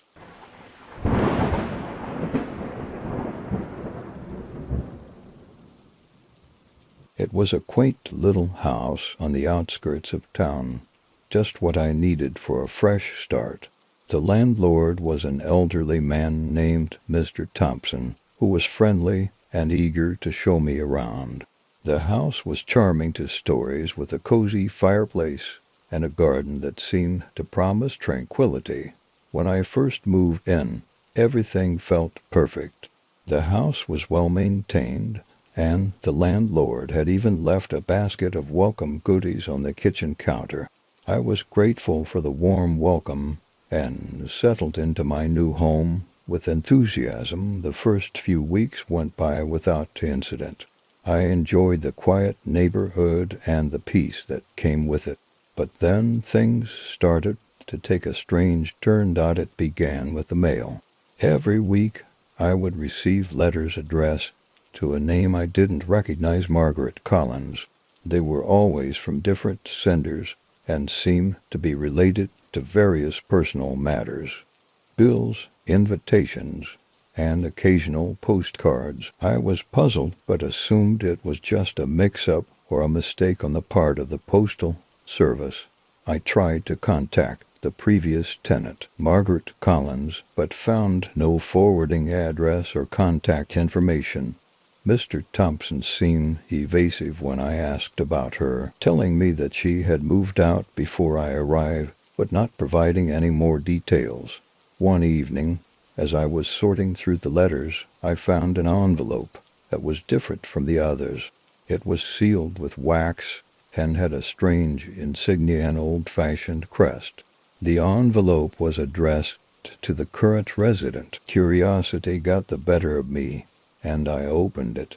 Inside was a single sheet of paper with a cryptic message. "I'm sorry. I didn't mean to leave so abruptly. The truth must be uncovered before it's too late." The message was unsettling. Who had sent it, and what truth needed to be uncovered? The following night I was woken by a loud thud from the attic. I had never been up there, but the noise was too jarring to ignore. I decided to investigate. With a flashlight in hand, I climbed the narrow staircase to the attic. The attic was dusty and filled with old furniture covered in sheets. It was clear that no one had been up there for a while. As I moved around, I noticed a small door in the corner, partially hidden behind some old trunks. It was an unusual door, made of heavy wood with an old-fashioned lock. I tried the handle, but it was locked tight. My curiosity was piqued. I wondered if this door was related to the cryptic message. Could it be hiding something important? Over the next few days, I searched for a way to open the door. I found nothing useful in the house, so I decided to ask Mr. Thompson if he had any information about it. He was noticeably uncomfortable with my questions and insisted that the attic was off-limits. His reaction only fueled my curiosity. One night, as I lay in bed, I heard the sound of footsteps from the attic. It was impossible that anyone else was in the house. I felt a cold sweat break out on my forehead. The noises continued, growing louder and more persistent.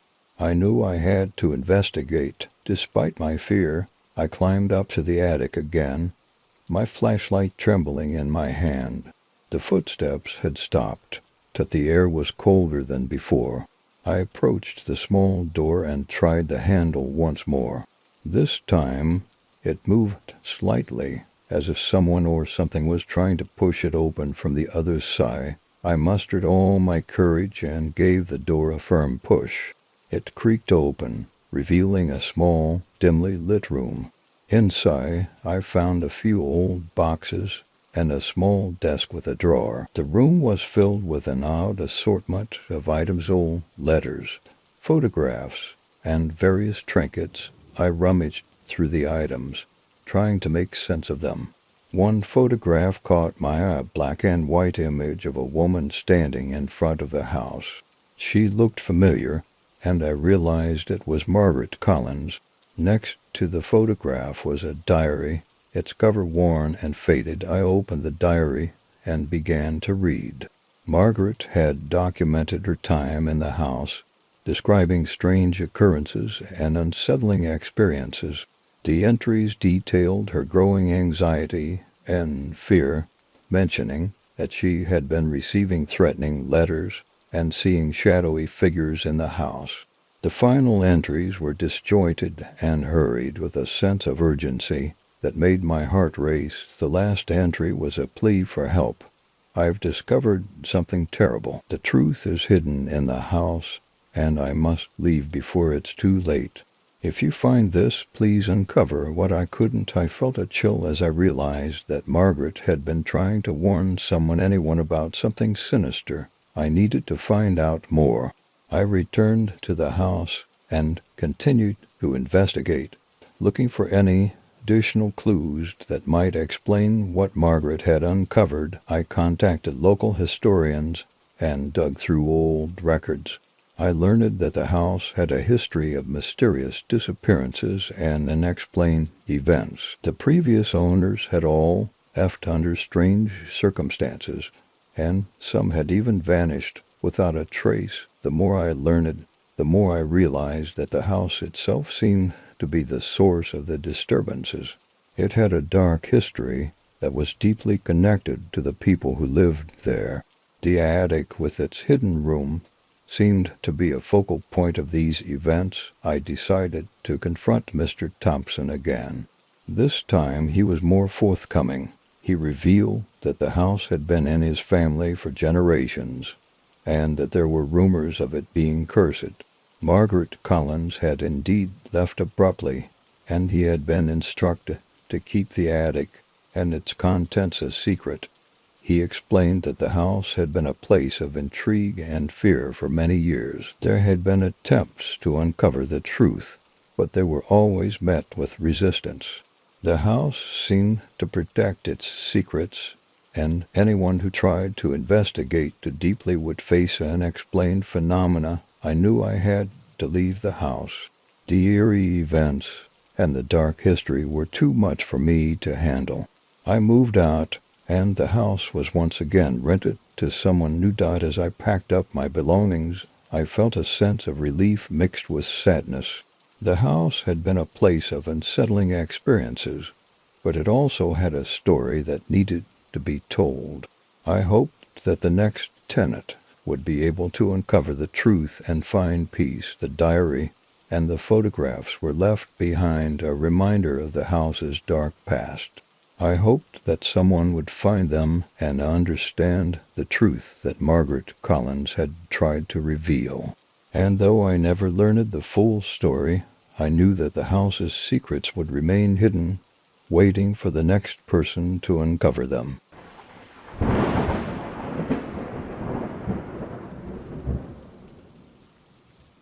I had always dreamed of living in an old Victorian house, drawn to their charm and history.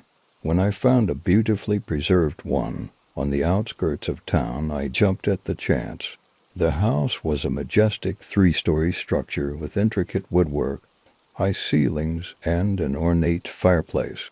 It was perfect, and I eagerly moved in, excited to start a new chapter in my life. The house had been vacant for a while, which was reflected in its musty smell and the layer of dust on the furniture. I spent the first few weeks cleaning and settling in, reveling in the beauty of the house.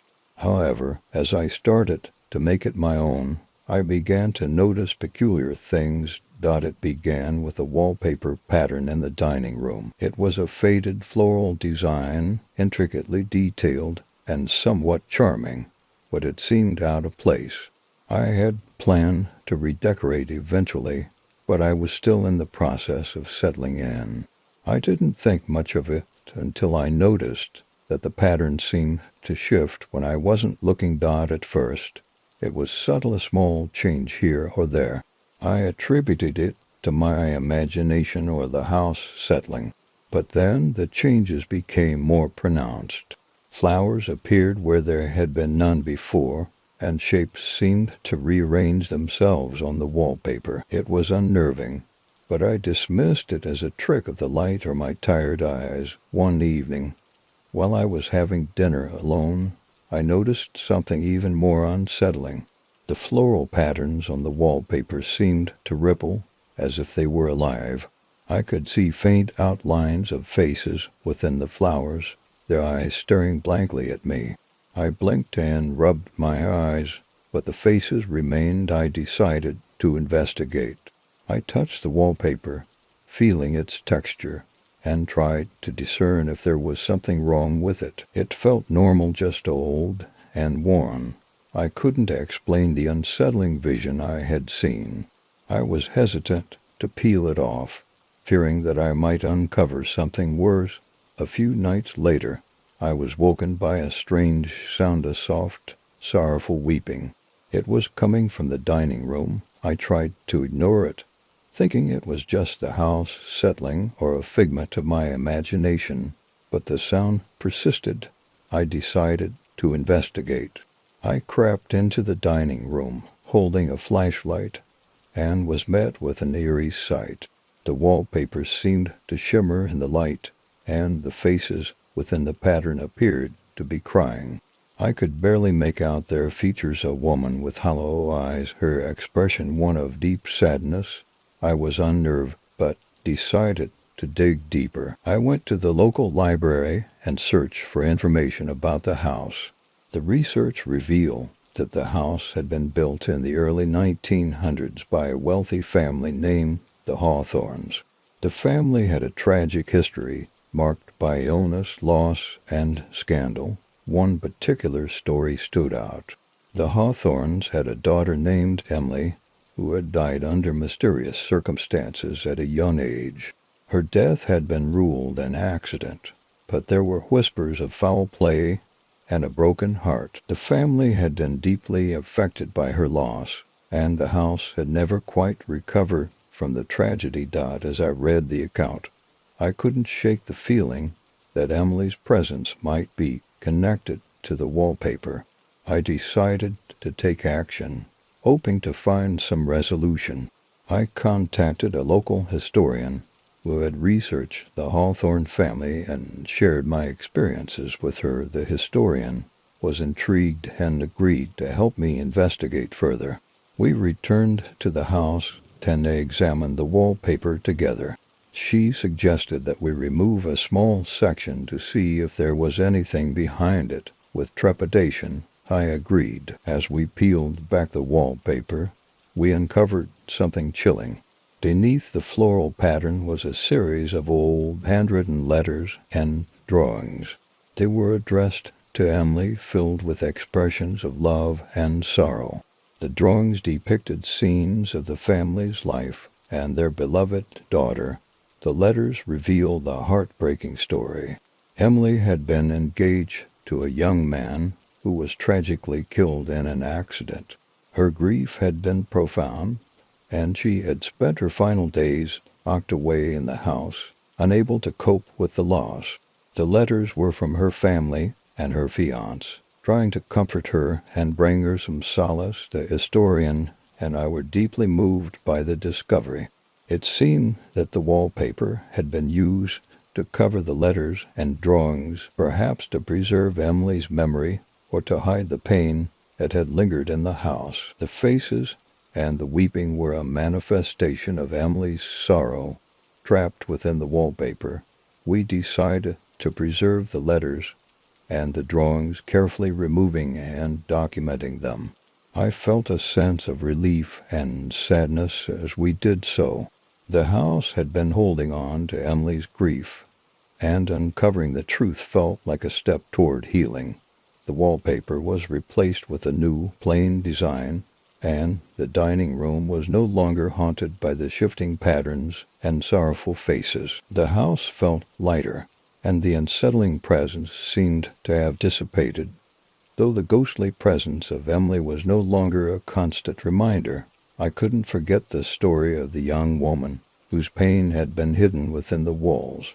The house had its own history, and understanding it brought a sense of closure. I continued to live in the house, cherishing its beauty and the stories it held. The discovery had changed my perspective on the place, and I felt a deep connection to its past. The wallpaper was gone, but Emily's story remained a poignant reminder of the house's history and the love that had once filled its rooms.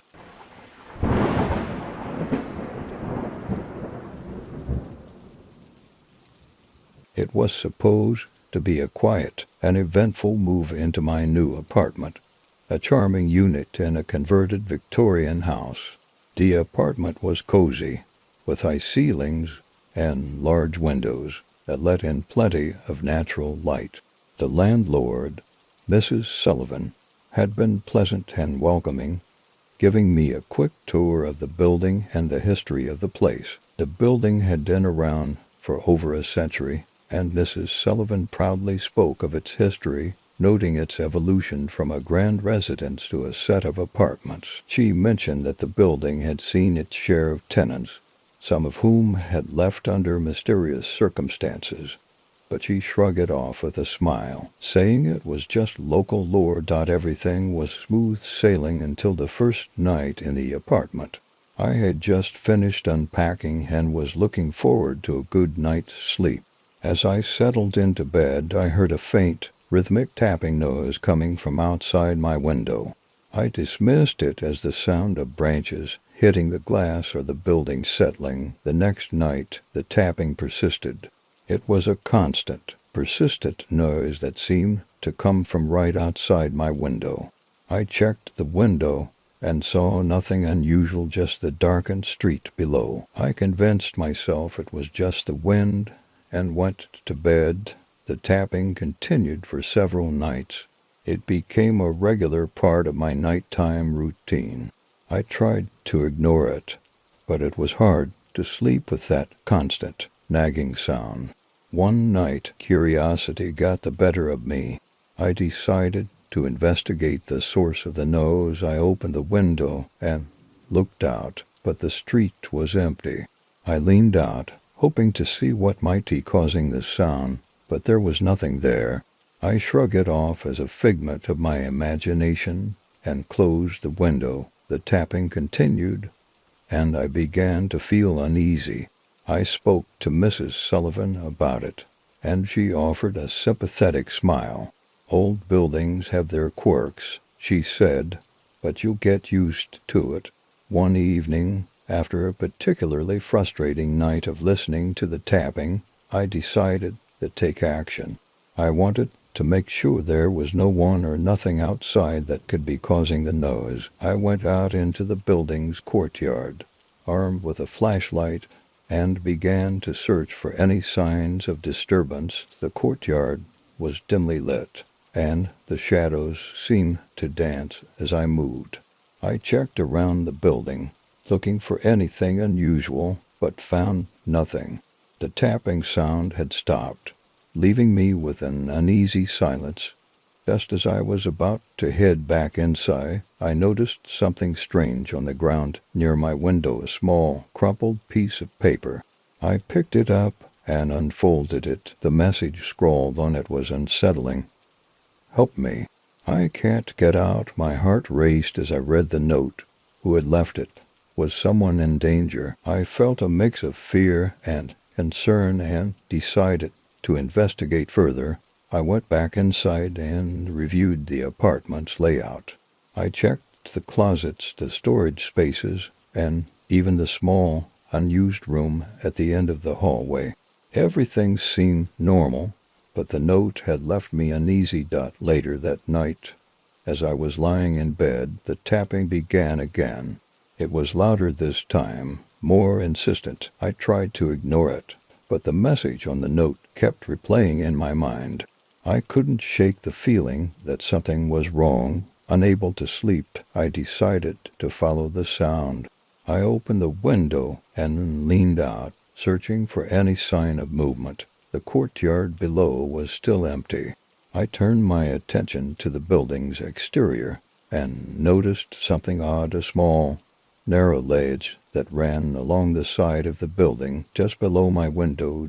My curiosity got the better of me. I decided to investigate the ledge.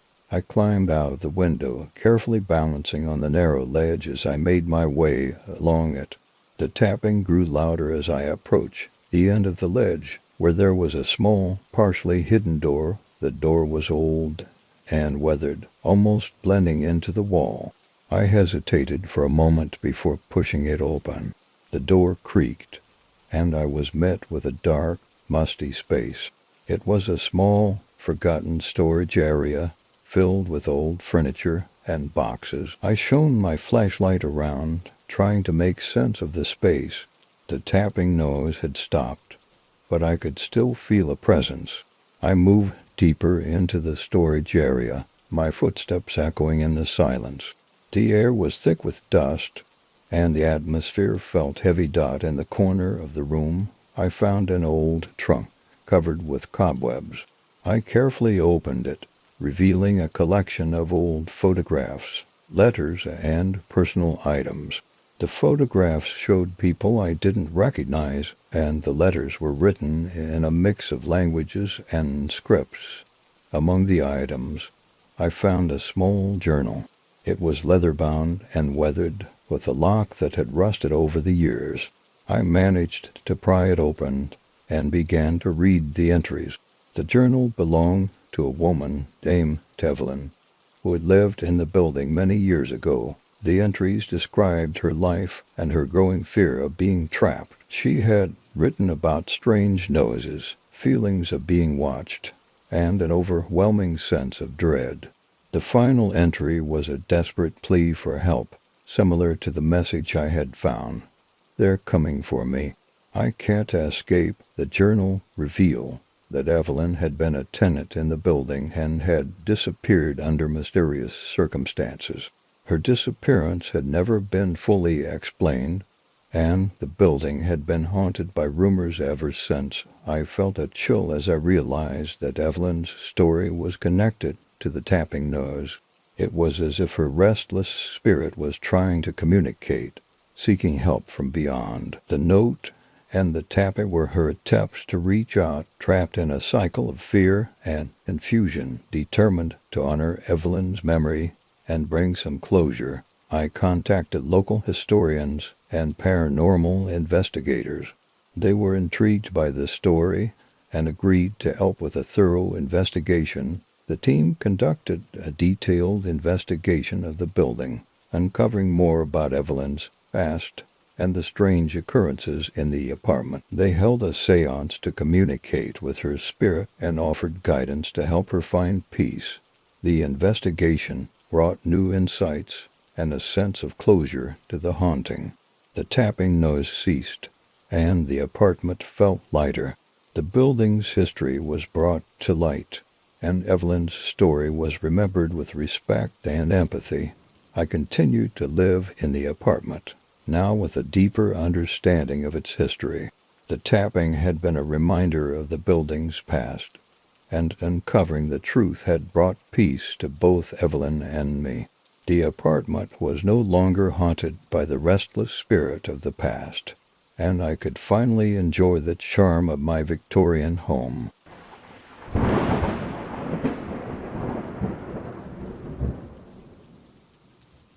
My new apartment was everything I could have hoped for: spacious, well located, and reasonably priced.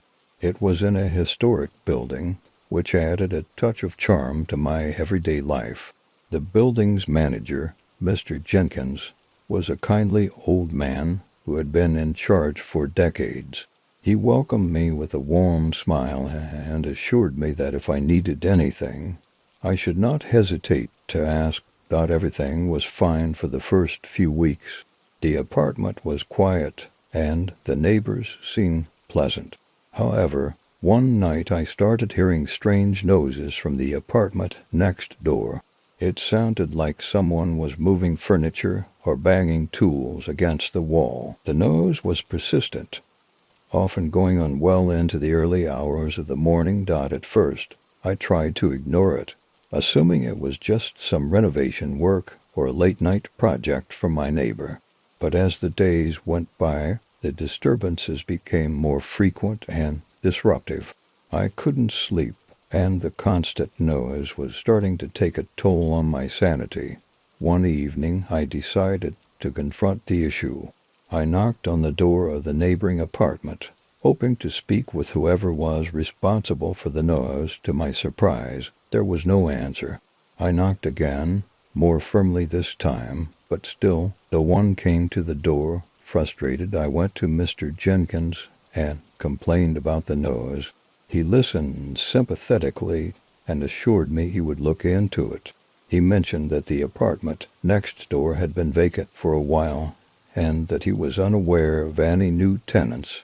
The following night, the noise continued, even though the apartment next door should have been empty. The banging and scraping sounds were louder than ever, and I could hear the faint sound of someone mumbling. It was unnerving, and I felt like I was losing my grip on reality. Determined to find out what was happening, I decided to investigate on my own. I waited until the noise started again, and then quietly approached the door to the neighboring apartment. I could hear the clicking of tools and the murmur of voices. I tried the door handle, and, to my surprise, it was unlocked. I opened the door and stepped into the apartment. The place was in disarray. Furniture was overturned, and tools were scattered across the floor. The apartment looked as though it had been in the middle of a major renovation, but there was no sign of any workers. As I moved through the apartment, the noises stopped abruptly. It was eerily quiet, and I felt a chill run down my spine. I continued exploring, finding nothing but more clutter and debris. In one of the rooms, I found an old tool chest. The lid was slightly ajar, and I could see various old tools inside. I noticed something peculiar, a small, dusty photograph wedged between the tools. I picked it up and examined it. The photograph was of a man in work clothes, holding a wrench and smiling. There was no date or name on it, but the man looked familiar. As I was about to leave, I heard a soft creak behind me. I turned around and saw a shadowy figure standing in the doorway. The figure was tall and indistinct, blending into the darkness. I froze, my heart pounding in my chest. The figure seemed to materialize more clearly, revealing the face of the man in the photograph. He looked at me with a solemn expression and then slowly faded away, leaving me in stunned silence. I hurried back to my apartment, my mind racing with questions. Who was that man, and why was he haunting the apartment? I went back to Mr. Jenkins and shared my experience with him. He seemed genuinely concerned and promised to look into the matter. Later that day, he came to my apartment with a concerned expression. "There's something you should know," Mr. Jenkins said. "The apartment next door used to belong to a man named Richard. He was a repairman who lived here for many years. He was well known for his skill and his dedication to his work." Mr. Jenkins continued, "Richard died under tragic circumstances. He was found in the apartment, and it was believed he was working late into the night when he had a fatal accident. Since then, the apartment has been vacant, and there have been reports of strange noises and sightings. People say Richard's spirit lingers, still trying to finish his work." The story sent shivers down my spine. It seemed that the noises and the shadowy figure were connected to Richard's tragic death. His spirit was trapped in the apartment. Unable to move on, determined to help, I contacted a local paranormal investigator. The investigator conducted a thorough examination of the apartment and the building, using specialized equipment to detect any paranormal activity. The results confirmed that there were indeed unexplained phenomena associated with Richard's presence. The investigator performed a ritual to help guide Richard's spirit to the afterlife. The process involved speaking to the spirit and offering closure, acknowledging the unfinished work and the pain of his passing. After the ritual, the disturbances in the neighboring apartment ceased. The noises stopped, and the shadowy figure no longer appeared. The apartment was quiet once more, and I felt a sense of relief.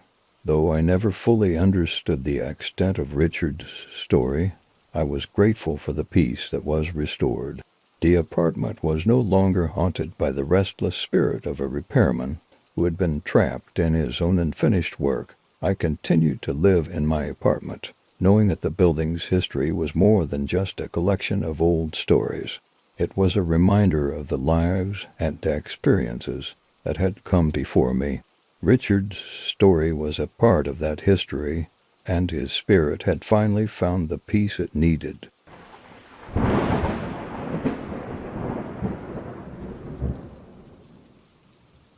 I had just moved into a charming old house on the outskirts of town. It was a 2-story Victorian with a wraparound porch and large, shaded trees lining the driveway. The house was a dream come true, with its high ceilings, original hardwood floors, and antique fixtures. The first few weeks were uneventful. I spent my days unpacking and my nights enjoying the peace and quiet of my new home. That was until I discovered something peculiar in the attic. While sorting through some old boxes and furniture left behind by the previous owners, I came across a small, ornate box hidden under a dusty sheet. The box was made of dark wood, intricately carved with floral patterns. Curiosity piqued. I carefully opened it, revealing an old brass key nestled inside. The key was beautifully crafted, with elaborate engravings that hinted at its age and importance. Attached to the key was a small, faded note that read, "For the door that should never be opened." Intrigued but unsettled, I wondered about the door the key was meant to open. The house had a few locked rooms, but they were all accessible from the main hall. I couldn't recall seeing any door that was unusual or hidden. One evening, as I was exploring the house, I noticed a small, inconspicuous door in the basement. It was partially concealed by a wooden panel and had no keyhole. I had never noticed it before. Remembering the key, I decided to see if it would fit this door. I retrieved the key from the attic and approached the basement door. To my surprise, the key fit perfectly into the lock. With a turn of the key, the door creaked open, revealing a narrow staircase leading down into darkness. But my curiosity got the better of me. I took a flashlight and cautiously descended the stairs. The air grew colder, and the musty smell of decay filled my nostrils. At the bottom of the stairs, I found a small, dimly lit room lined with shelves. On the shelves were dusty jars, old books, and strange objects. I couldn't immediately identify Dot. As I explored the room, I noticed something odd, an old, leather-bound book lying open on a table. The pages were yellowed with age, and the handwriting was difficult to read. The book seemed to be a journal or diary, filled with notes and sketches of symbols I didn't recognize. The more I read, the more I realized that the book belonged to someone who had been involved in occult practices. The entries describe rituals, symbols, and incantations meant to summon or communicate with entities from beyond. The last entry was particularly unsettling. "The door is now sealed. Only the chosen one may open it." My heart raced as I read the final words. I couldn't shake the feeling that I had stumbled upon something forbidden. I carefully closed the book and returned to the main part of the house, feeling a sense of dread that I couldn't ignore. That night I had trouble sleeping. Strange noises echoed through the house, creaks, whispers, and the faint sound of something moving.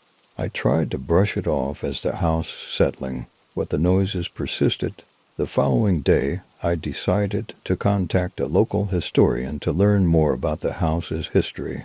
I visited the town library and spoke with an elderly historian who seemed knowledgeable about the area's past. The historian was intrigued by the details I provided and conducted some research. She discovered that the house had once belonged to a man named Samuel Blackwood, who was rumored to have been a practitioner of dark arts. Samuel had vanished under mysterious circumstances, and his disappearance had been the subject of local legend for years. According to the historian, Samuel had been known for his obsession with summoning entities and performing rituals. The small room in the basement had been a hidden place where he conducted his experiments. The house had been sold several times since Samuel's disappearance, and the basement room had been sealed off and forgotten. With this new information, I felt a mix of relief and apprehension. It seemed that the strange occurrences in the house were linked to the dark history of its former owner.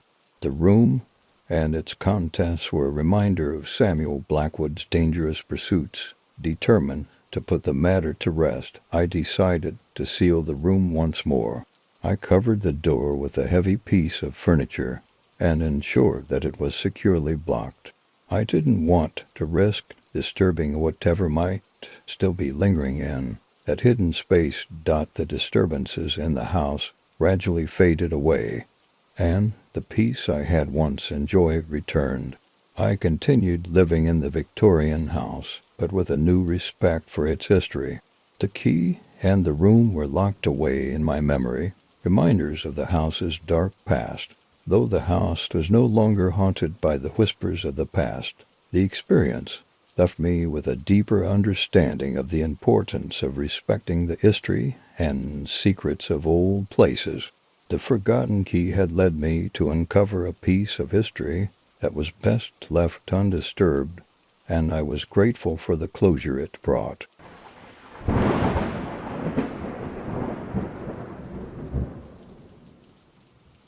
When I found the charming little apartment on the top floor of an old brownstone, I thought I had found the perfect place to start a new chapter in my life. The apartment was cozy, with exposed brick walls and large windows that offered a beautiful view of the city. The building itself was well maintained, and the landlord, Mr. Collins, seemed pleasant and professional. The first few nights were peaceful. I settled into my routine, enjoying the tranquility of my new home. However, things took a strange turn on the third night. I was lying in bed, just about to fall asleep, when I heard what sounded like footsteps coming from the apartment above mine. The building was old, and the floors creaked, but these footsteps were different. They were deliberate and heavy, like someone pacing back and forth. The noise continued for hours, and no matter how hard I tried, I couldn't sleep. I assumed it was just the sound of old pipes, or maybe a neighbor who was up late. I tried to ignore it and eventually managed to fall asleep, but the footsteps persisted every night. After that, after a few nights of disturbed sleep, I decided to investigate. I went to Mr. Collins and asked if there was anyone living in the apartment above mine. He looked puzzled and said that the apartment had been vacant for years. He assured me that there were no tenants above me. I found this strange, but decided to let it go, thinking it might be my imagination playing tricks on me. However, the footsteps continued, and they became more pronounced and unsettling. It felt as though someone was walking right above my bed, and the noise was relentless. One night I decided to confront the situation directly. Armed with a flashlight, I went up to the empty apartment above. The door was unlocked, and I stepped inside, my flashlight casting eerie shadows on the walls. The apartment was dusty and untouched, filled with old furniture covered in white sheets. As I moved through the apartment, I noticed something odd. There was a strange smell in the air, a musty, almost metallic scent. I followed the sound of the footsteps, which seemed to be coming from the middle of the living room. In the center of the room, I found an old, antique rug. The sound seemed to be coming from beneath it. I lifted the rug and discovered a trapdoor in the wooden floor. The door was slightly ajar, and I could see a dimly lit staircase leading down into darkness. Heart pounding, I descended the stairs, flashlight in hand. The air grew colder as I moved deeper, and the smell became stronger. At the bottom of the stairs, I found a small, underground room. It was filled with old, dusty furniture and strange artifacts, soul trunks, faded photographs, and bizarre symbols drawn on the walls. In the corner of the room I saw an old, ornate mirror. It was covered in a thick layer of dust, and its surface was cracked. As I approached the mirror, I noticed that it seemed to be reflecting something that wasn't there. A shadowy figure moving behind me. I spun around, but there was no one there. I felt a chill run down my spine and decided it was time to leave. I quickly made my way back up the stairs, leaving the room and the mirror behind. The following day, I did some research on the building's history.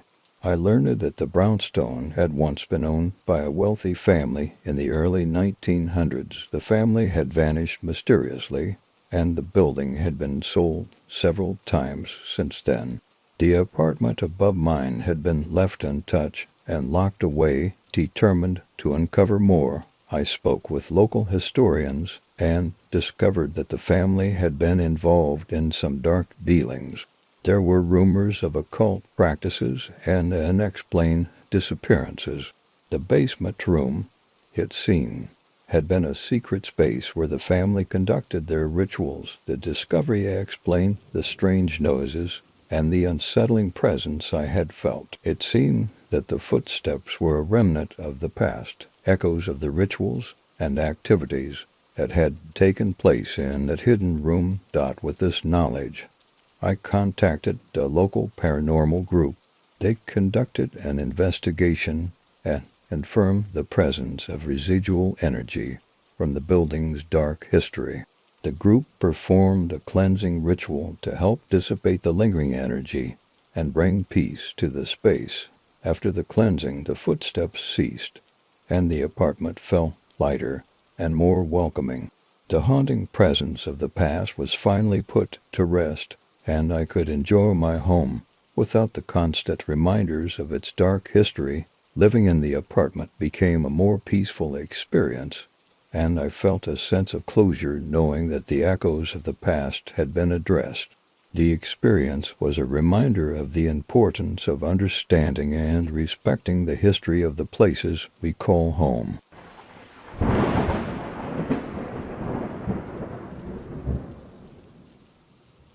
Moving to a new city can be a daunting experience, but I was excited to start fresh in a historic district known for its charming architecture and vibrant community. I found a small apartment in a turn-of-the-century building, and though it was a bit on the older side, it had character and was in a great location. The first few weeks were uneventful, and I enjoyed getting to know my new neighborhood. My apartment was on the 3rd floor, and I shared the building with a few other tenants. Everything seemed normal until the night I noticed something unusual. It started with small things, objects in my apartment that seemed to shift places on their own. At first, I thought it was just my imagination or me being forgetful. However, the disturbances grew more frequent and unsettling. I would come home to find my belongings rearranged, and sometimes I'd hear faint noises coming from the walls. One night, as I was settling into bed, I heard what sounded like footsteps coming from the apartment next to mine. I knew my neighbor, Ms. Harper, was away on vacation, so I was puzzled by the sounds. I went next door to check, but the door was locked, and there was no sign of anyone being there. The noises continued for several nights, growing louder and more persistent. It sounded as if someone was moving around in the apartment, sometimes even speaking in hushed tones. I became increasingly anxious and decided to investigate further. I went to Mr. Thompson, the building's superintendent, and expressed my concerns. He assured me that no one should be in the apartment next door and promised to look into it. A few days later, he informed me that there had been no signs of recent activity in Miss Harper's apartment. Despite Mr. Thompson's reassurances, the disturbances continued. One evening, As I was walking down the hallway, I noticed a strange sight of faint light coming from under Miss Harper's apartment door. I tried the door handle, and, to my surprise, it was slightly ajar. I pushed the door open and stepped inside. The apartment was eerily quiet, but the light was coming from a lamp in the living room. The room was filled with old furniture covered in white sheets, and the place appeared untouched. As I walked through the apartment, I noticed something peculiar, a small door leading to a closet in the corner. The door was slightly open, and I could hear faint rustling noises coming from within.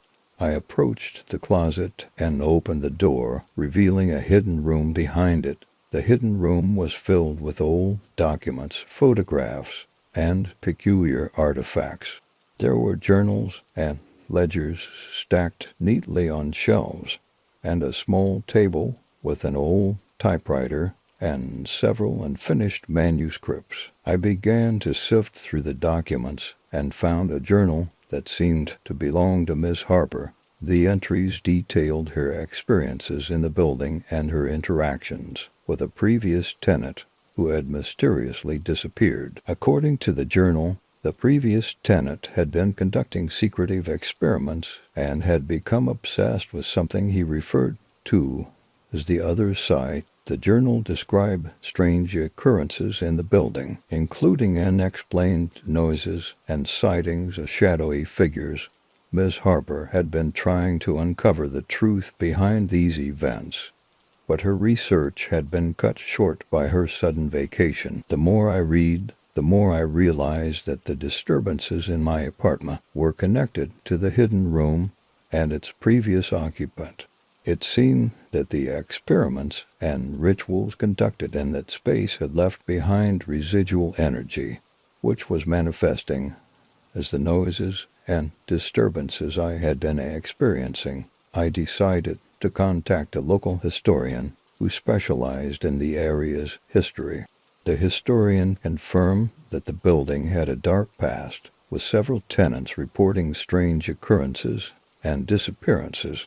The previous tenant's obsession with the supernatural had left a lingering presence in the building. To address the situation, I reached out to a paranormal investigation team. They conducted a thorough examination of the apartment and the hidden room, using specialized equipment to detect and measure paranormal activity. The team confirmed the presence of residual energy and conducted a cleansing ritual to help dissipate the lingering presence. After the ritual, the disturbances in my apartment ceased. The noises stopped, and the strange occurrences came to an end. The hidden room was sealed, and the artifacts were carefully documented and stored for further research. Living in the apartment became more comfortable, and I felt a renewed sense of peace. The experience had been unsettling, but it had also provided me with a deeper understanding of the building's history and the importance of addressing the remnants of the past. Though I continued to live in the historic building, the echoes of its past were no longer a constant presence. The reluctant roommate of the past had been put to rest, and I could finally enjoy the charm of my new home.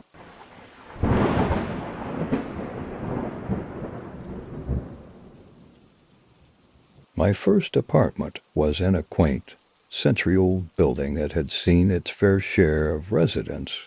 I was drawn to the place for its vintage charm and the fact that it was located in a quiet, tree-lined neighborhood. The landlord, Mrs. Green, was a kindly woman who had managed the building for as long as anyone could remember. The apartment was perfect for me, spacious, with high ceilings and large windows. Everything was great until I stumbled upon a locked door in the hallway. The door was old, made of heavy wood, and had a rusted lock.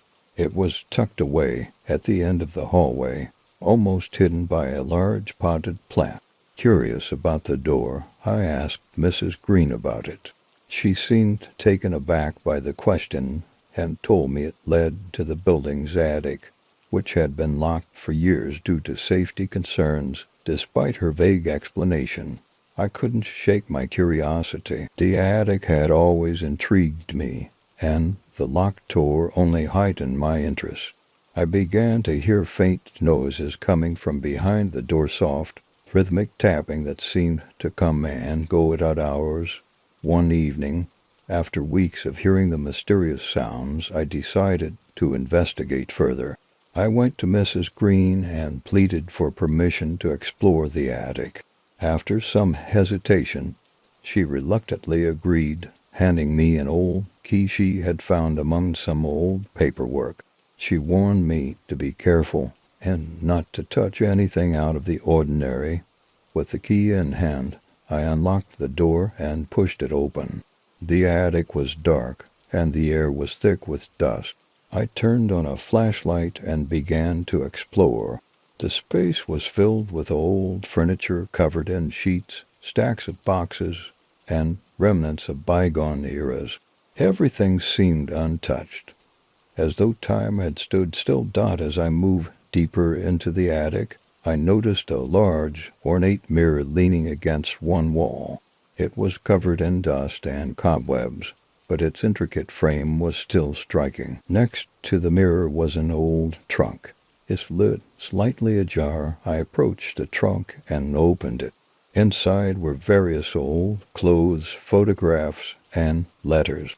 The photographs were of people I didn't recognize, and the letters were written in a flowery, old-fashioned script. One letter caught my eye. It was addressed to a woman named Evelyn from someone named Charles.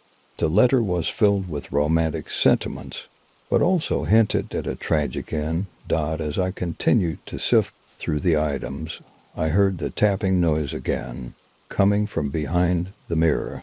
I moved the mirror aside, revealing a small, hidden compartment in the wall. The compartment was just big enough to fit a small box. I carefully opened the compartment and retrieved the box. It was old and dusty, with a lock on the front. I managed to pry it open with a screwdriver, revealing its contents. Inside were several more letters and a diary. The diary belonged to Evelyn, and it detailed a series of unsettling events that had occurred in the building. Evelyn wrote about strange occurrences and unsettling noises that had disturbed her during her time in the apartment. She mentioned feeling a presence and hearing whispers at night.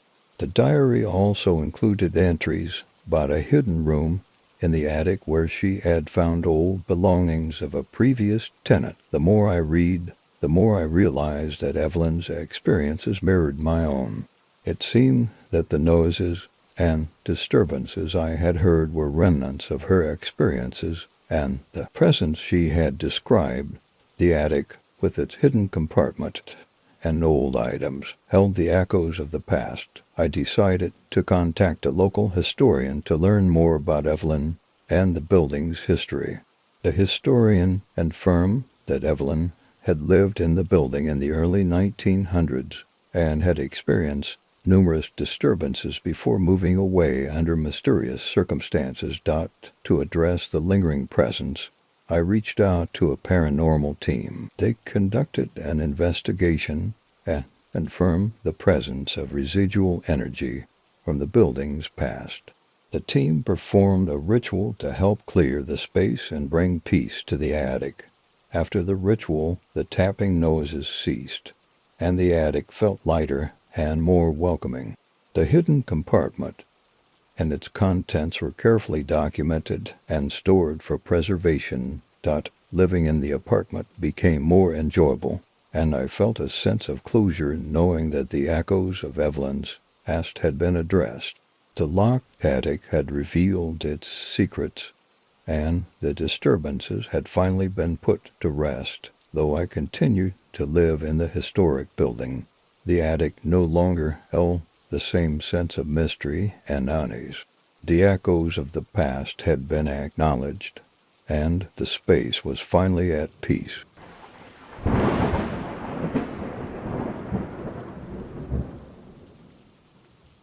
I had recently moved into a charming old house on the edge of a small town.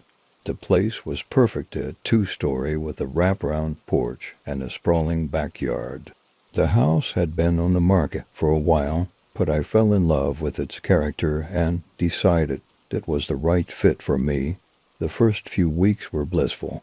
I enjoyed decorating, gardening, and getting to know my new neighbors.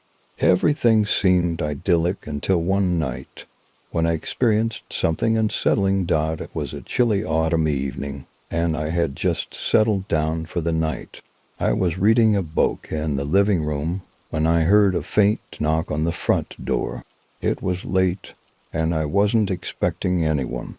I went to the door, but when I looked through the peephole, I saw no one. Thinking it might be a prank or a mistake, I went back to my book. A few minutes later, the knocking resumed, this time louder and more persistent. I opened the door, but there was no one there. The front porch was empty, and the street outside was quiet. I shrugged it off and went back inside, but the knocking continued sporadically throughout the night. It was as if someone or something was trying to get in. Eventually, I managed to fall asleep despite the unsettling noise. The next day, I decided to investigate. I checked the door and the surrounding area, but there were no signs of tampering or anything unusual. I dismissed the incident as a fluke and continued with my daily routine. However, the knocking returned that night and persisted over the next several nights. It was always at the same time around midnight, and it would last for hours. Each time I checked, I found nothing outside. The noise was driving me to the edge. One evening, as I was about to go to bed, I noticed something strange. The front door, which I always locked, was slightly ajar. I was certain I had locked it, but now it was wide open. I carefully closed and locked it, but the knocking started almost immediately. Desperate for answers, I decided to install a security camera to monitor the front door. I hoped it would provide some clues as to what was causing the disturbances. The camera recorded all night, capturing footage of the door and the surrounding area. The next morning, I reviewed the footage. What I saw was both puzzling and chilling. The camera showed the door handle moving on its own, as if someone was trying to open it. There were no signs of anyone outside, no shadows, no figures, just the door handle jiggling and the door creaking open. I was at a loss. I reached out to a local paranormal investigator for help. They agreed to visit and assess the situation. When they arrived, they set up their equipment and began their investigation. The investigator conducted a thorough examination and used various tools to measure paranormal activity. They found that the house had a faint electromagnetic field, which could be a sign of residual energy or a lingering presence. The investigator also performed a ritual to cleanse the space and address any potential disturbances. After the cleansing, the knocking stopped. The front door remained securely closed, and the unsettling noises became a thing of the past. The investigators suggested that the disturbances might have been the result of residual energy from a past event or a previous tenant. Though the house was now peaceful, the experience left me with a deeper appreciation for the history of the place. I learned that sometimes old houses carry with them echoes of the past that can manifest in unexpected ways. Living in the house became enjoyable once more, and I was able to relax without the constant interruptions. The unwanted guest of the past had been put to rest, and the house returned to its tranquil state.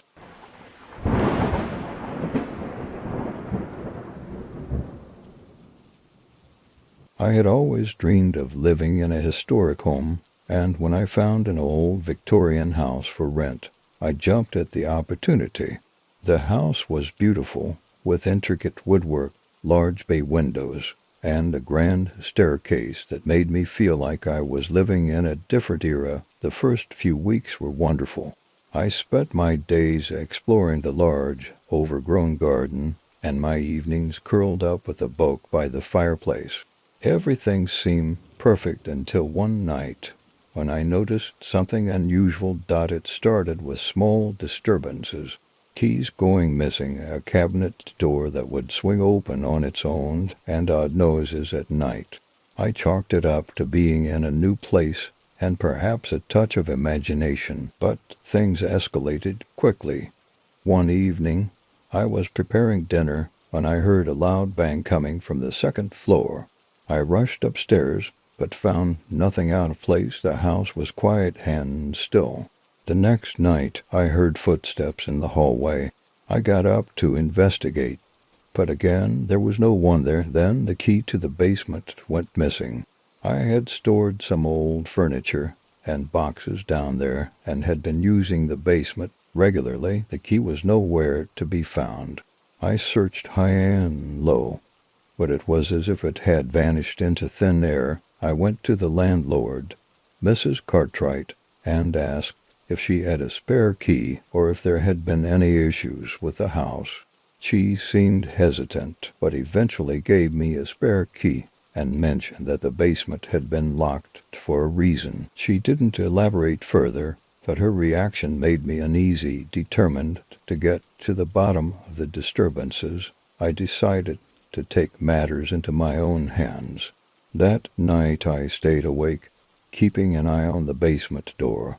As the clock struck midnight, I heard the familiar sound of footsteps, slow and deliberate. I followed the sounds to the basement door, which was slightly ajar.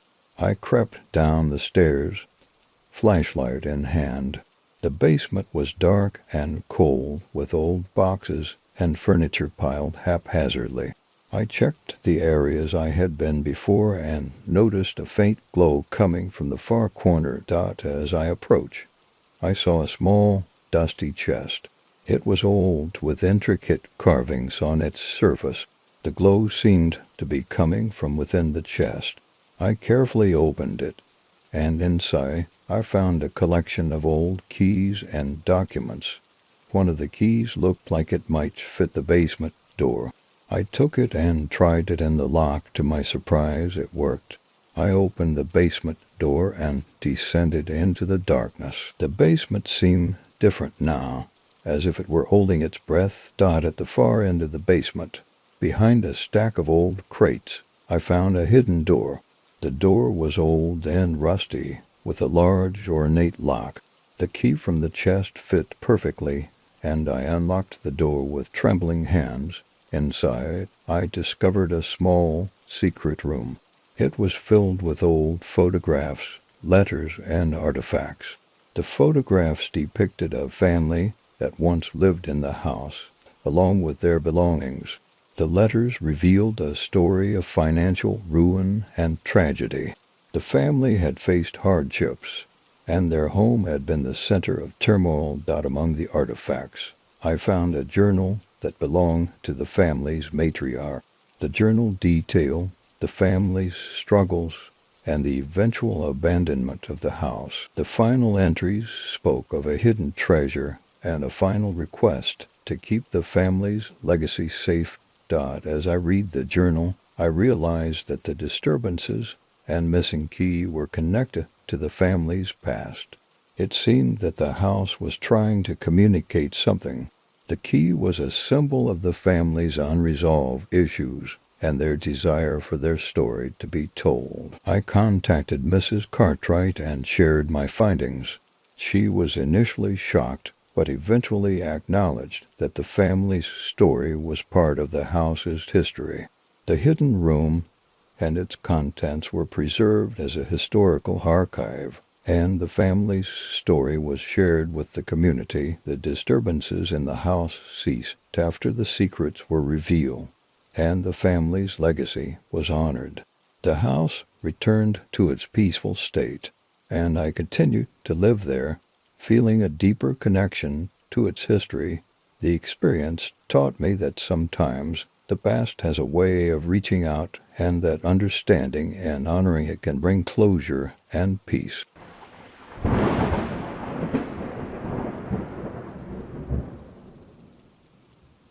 Moving into a new place is always a mix of excitement and anxiety. I had just signed a lease for a lovely two-story house in a quiet suburban area. The house was charming with its Victorian-style architecture and a large garden in the back. It seemed like the perfect place for a fresh start. Everything was going smoothly until the first night. I had settled in and was ready to sleep when I heard footsteps in the hallway. I thought it might be the house settling or perhaps just the sound of the wind. I ignored it and went to bed, but the footsteps continued intermittently throughout the night. The next day I checked the house thoroughly. Everything seemed fine, no loose floorboards or drafts that could explain the noise. I decided to chalk it up to my imagination and the creaks of an old house. The following night, the footsteps returned, and they were louder and more distinct. It sounded like someone was walking up and down the stairs. I went out into the hallway to investigate, but there was no one there. The noise seemed to stop whenever I checked. Determined to figure out what was going on, I set up a recording device in the hallway to capture the sounds. That night I heard the footsteps again, along with a faint whispering that I couldn't quite make out. The recording device picked up the noises, clearly someone walking, the creak of the stairs, and muffled whispers. I reached out to the landlord, Mr. Douglas, and asked if he knew anything about the house's history. He mentioned that the house had been built in the early 1900s and had seen several families over the years. He hadn't heard any stories of disturbances, but promised to look into it. A few days later, Mr. Douglas provided me with some information about the previous occupants. The house had once belonged to a family named the Whitakers. They had lived there for decades before moving away abruptly.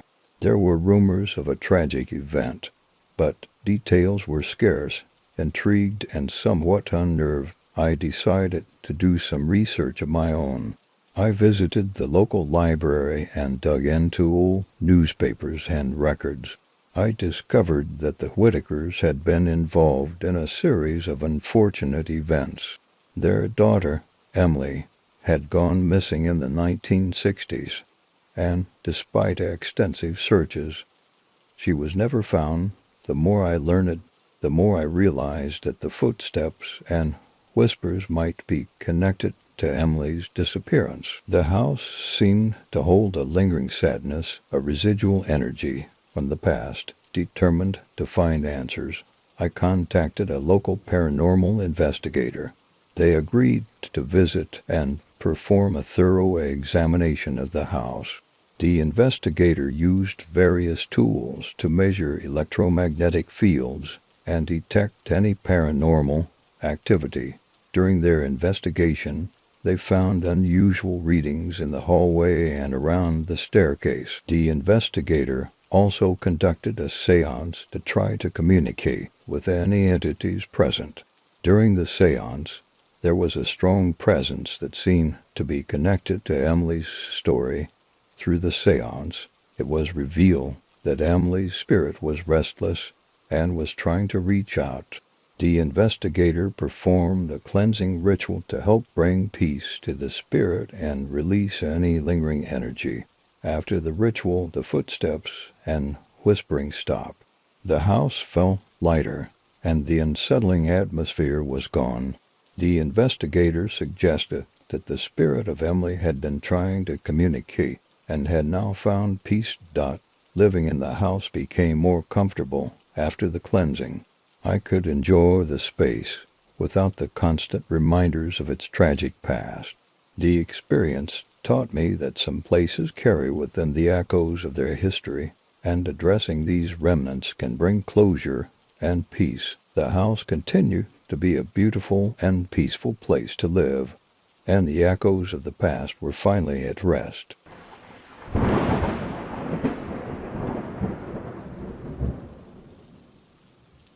I had just moved into a shared apartment in a grand, century-old building.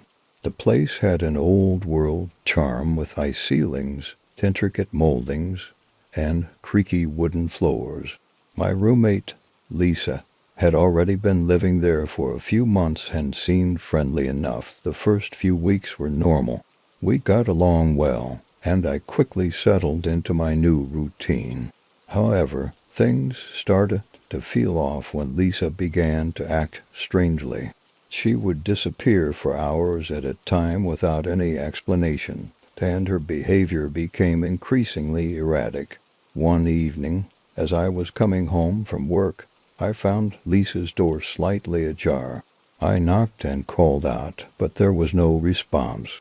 I pushed the door open and saw that her room was empty, no sign of her, just her belongings scattered around. I went to the building's manager, Mr. Wallace, and asked if he knew where Lisa might be. He seemed puzzled and told me he hadn't seen her in a few days. Mr. Wallace also mentioned that there had been some complaints from neighbors about disturbances coming from Lisa's apartment, but no one had seen her recently. Concerned, I decided to investigate further. I started keeping track of Lisa's comings and goings and noticed a pattern. She would leave at odd hours and return at strange times. The apartment began to feel eerie, with Lisa's mysterious absences adding to the sense of unease. One night, after Lisa had been gone for several hours, I heard strange noises coming from her room. It sounded like whispers and shuffling. I cautiously approached her door and listened, but the noises stopped as soon as I got close. Determined to find out what was happening, I decided to look through Lisa's belongings while she was out. I found a collection of old photographs and documents hidden in a drawer. The photos were of people I didn't recognize, and the documents included old letters and what appeared to be a diary. The diary was written by someone named Margaret, who had lived in the building decades ago. The entries spoke of Margaret's obsession with the supernatural and her belief that the building was cursed. She described strange occurrences, including noises, disappearing items, and eerie visions. The diary mentioned a secret room in the building that was hidden behind a false wall. According to Margaret, the room had been used for mysterious rituals and held a dark energy that had affected the building's inhabitants. I decided to investigate the possibility of a hidden room. I examined the walls and found a section that seemed slightly different from the rest. Using a flashlight, I discovered a small door concealed behind a bookcase. With great effort, I managed to open the door, revealing a dark, dusty room. Inside were old books, strange symbols, and what appeared to be remnants of rituals. The room was filled with an unsettling energy, and I could feel a chill in the air. I also found more documents related to Margaret's experiments and rituals. It seemed that she had been trying to contact otherworldly entities and had inadvertently created a lingering presence in the building. I contacted a paranormal investigator to assess the situation. They conducted a thorough examination of the hidden room and the apartment. The investigator confirmed that the room held residual energy and performed a cleansing ritual to help dissipate the dark presence. After the cleansing, the disturbances ceased. Lisa returned to the apartment and her behavior normalized. She explained that she had been undergoing personal struggles and had sought solace in the old practices she had discovered. The hidden room was sealed to prevent any further disturbances, and the apartment returned to a peaceful state. Lisa and I were able to continue living in the building without any more unsettling experiences. The mystery of the disappearing roommate was resolved, and the secrets of the building's past were brought to light. The experience reminded me of the importance of understanding and addressing the remnants of history to ensure peace and harmony in our surroundings.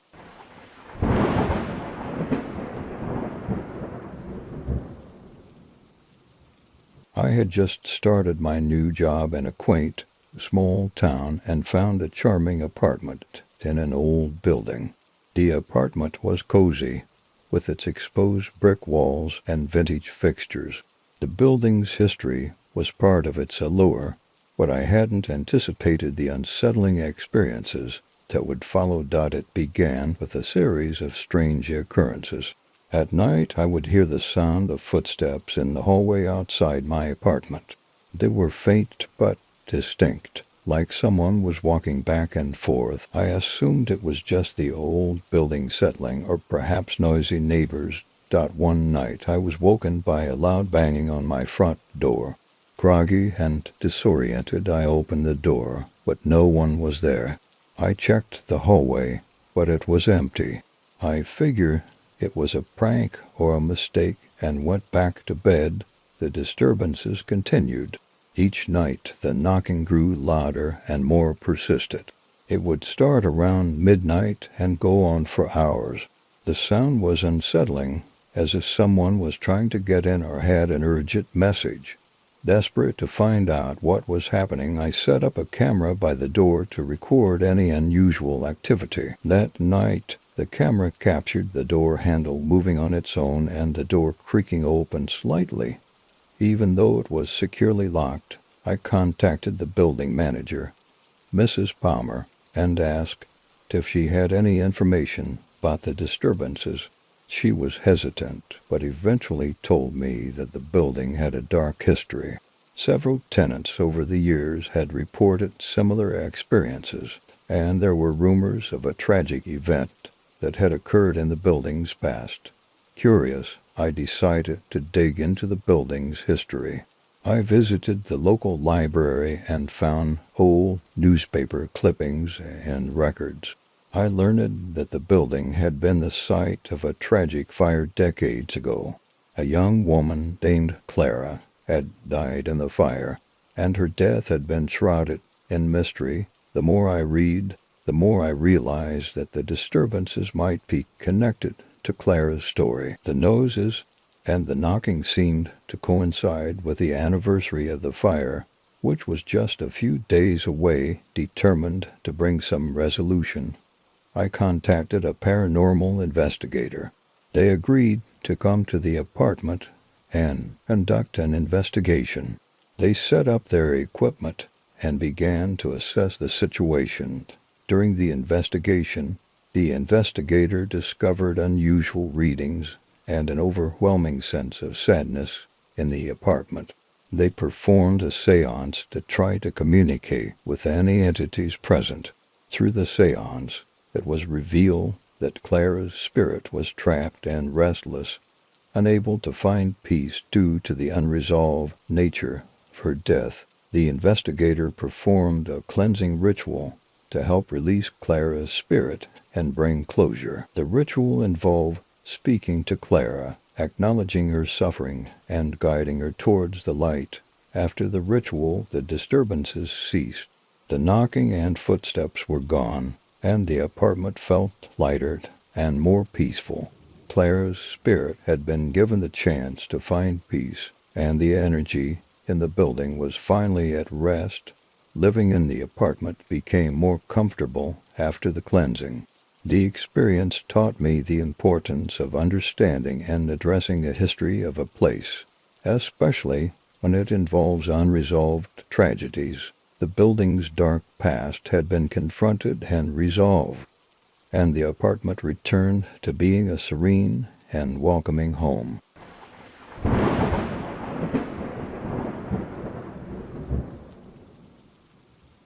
I had just moved into a charming Victorian house in a historic district. The house was everything I'd hoped for: elegant architecture, spacious rooms, and a beautiful garden. It felt like a perfect place to start a new chapter in my life. The first few weeks were blissful. I spent my time unpacking, decorating, and exploring every nook and cranny of the house. It wasn't until I started organizing the attic that things took an unexpected turn. The attic was a large, dusty space filled with old furniture, boxes, and forgotten artifacts. Among the clutter, I found an old trunk covered in cobwebs. It was locked, but curiosity got the better of me. I searched for a key, but found nothing that fit. One evening, while I was sorting through some old boxes, I heard a strange noise from the attic. It sounded like something being moved around, accompanied by occasional creaks. I dismissed it as the house settling or perhaps the wind, but the noise persisted, growing louder and more unsettling. Determined to investigate, I climbed up to the attic and opened the trunk. Inside, I found a collection of old letters, photographs, and personal belongings. The items seemed to belong to a woman named Eleanor, who had lived in the house many years ago. As I sorted through the letters and photographs, I discovered that Eleanor had experienced a series of personal tragedies. Her husband had passed away suddenly, and her daughter had gone missing under mysterious circumstances. The letters detailed her despair and search for answers, but there were no conclusive details about her daughter's fate. The more I read, the more I felt a connection to Eleanor's story. The noises and disturbances in the attic seemed to be tied to her unresolved pain and the mystery surrounding her daughter. One night, as I was going through Eleanor's belongings, I heard the noise again, louder this time, like someone moving around in the attic. I decided to stay up and investigate. The attic door creaked open, and I climbed up with a flashlight. The attic was eerily quiet, but I noticed a faint light coming from the corner. As I approached, the light grew brighter, illuminating a hidden door behind a stack of old crates. I opened the door and found a small secret room. It was filled with more of Eleanor's personal items, diaries, drawings, and what appeared to be a map of the local area. The diaries reveal that Eleanor had been searching for her daughter and believed she had been taken by someone who lived in the area. The map had several locations marked on it, including the house next door. I decided to contact a local historian to learn more about Eleanor and her daughter. The historian confirmed that Eleanor's daughter had indeed gone missing, and there had been suspicions about a neighbor, but no one was ever found. The historian suggested that Eleanor's spirit might be restless due to the unresolved nature of her daughter's disappearance. To help bring peace to her spirit, I contacted a local paranormal investigator. The investigator conducted a thorough examination of the attic and a hidden room. They performed a seance to communicate with Eleanor and understand her lingering attachment to the house. During the seance, Eleanor's spirit expressed her deep sorrow and her wish for closure. The investigator performed a cleansing ritual and helped guide Eleanor's spirit towards finding peace. After the ritual, the disturbances in the attic ceased. The house felt lighter, and the unsettling noises were gone. I continued to live in the house with a newfound appreciation for its history and the stories of its past inhabitants. The experience taught me that understanding and addressing the unresolved issues of the past can bring closure and peace to both the living and the departed.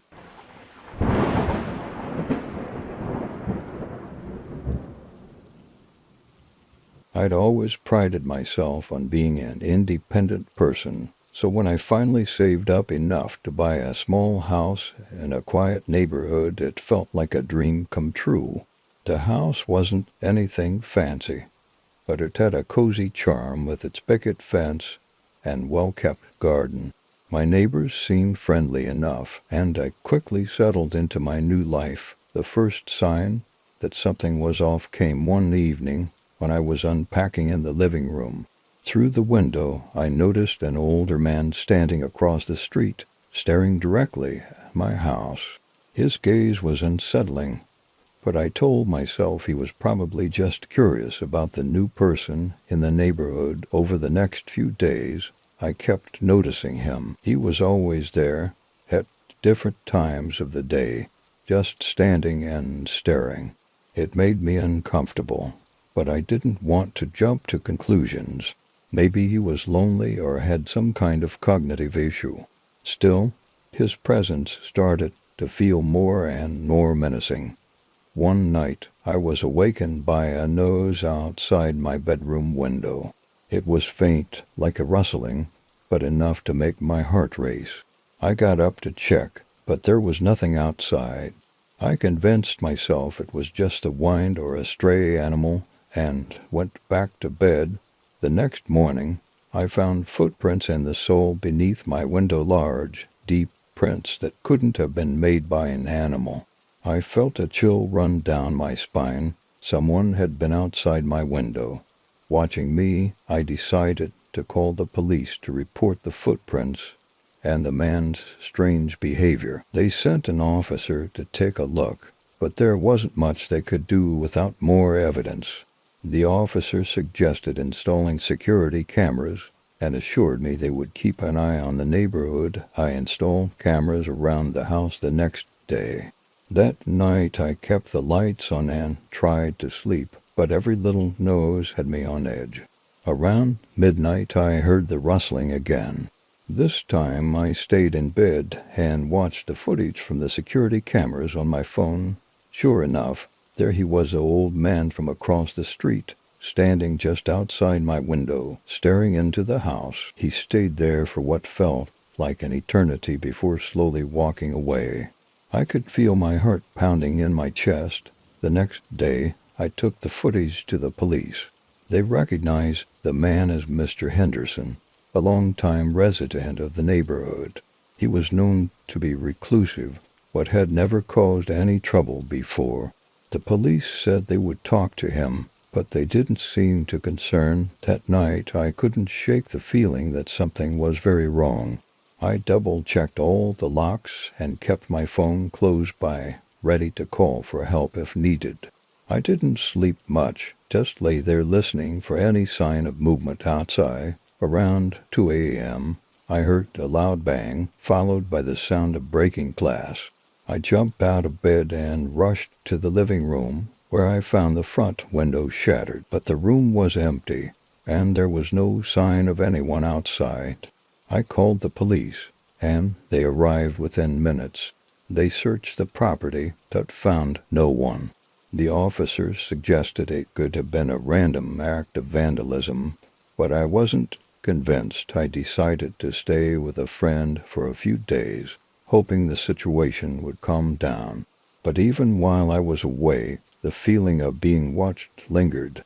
I couldn't escape the sense that someone or something was still keeping an eye on me. When I returned home, I found a note taped to my front door. It was handwritten in shaky script and read, "I'm watching you. You can't hide." The police took the note as evidence, but there wasn't much they could do without knowing who had left it. I started to wonder if Mr. Henderson was involved or if something more sinister was at play. I decided to dig into the history of the house and the neighborhood, hoping to find some clues. Through old records and conversations with longtime residents, I learned that the house had a dark past. Decades ago, a young woman named Evelyn had lived there with her abusive husband. After years of torment, she had mysteriously disappeared, and her body was never found. Rumors circulated that her husband had buried her somewhere on the property, but no evidence was ever uncovered. The more I learned, the more convinced I became that whatever was happening now was connected to Evelyn's tragic fate. I contacted a local paranormal investigator to see if they could help. The investigator arrived with equipment to detect any paranormal activity. As they walked through the house, they picked up strange readings, particularly around the living room and bedroom. The investigator suggested that Evelyn's spirit might still be lingering, unable to find peace. During a seance, the investigator attempted to communicate with Evelyn. The room grew cold, and the air felt thick with tension.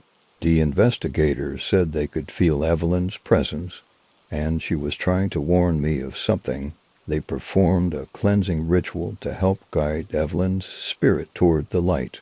After the ritual, the house felt different, lighter, less oppressive. The strange noises stopped, and the feeling of being watched gradually faded. Mr. Henderson never appeared again, and the police never found any more evidence linking him to the incidents.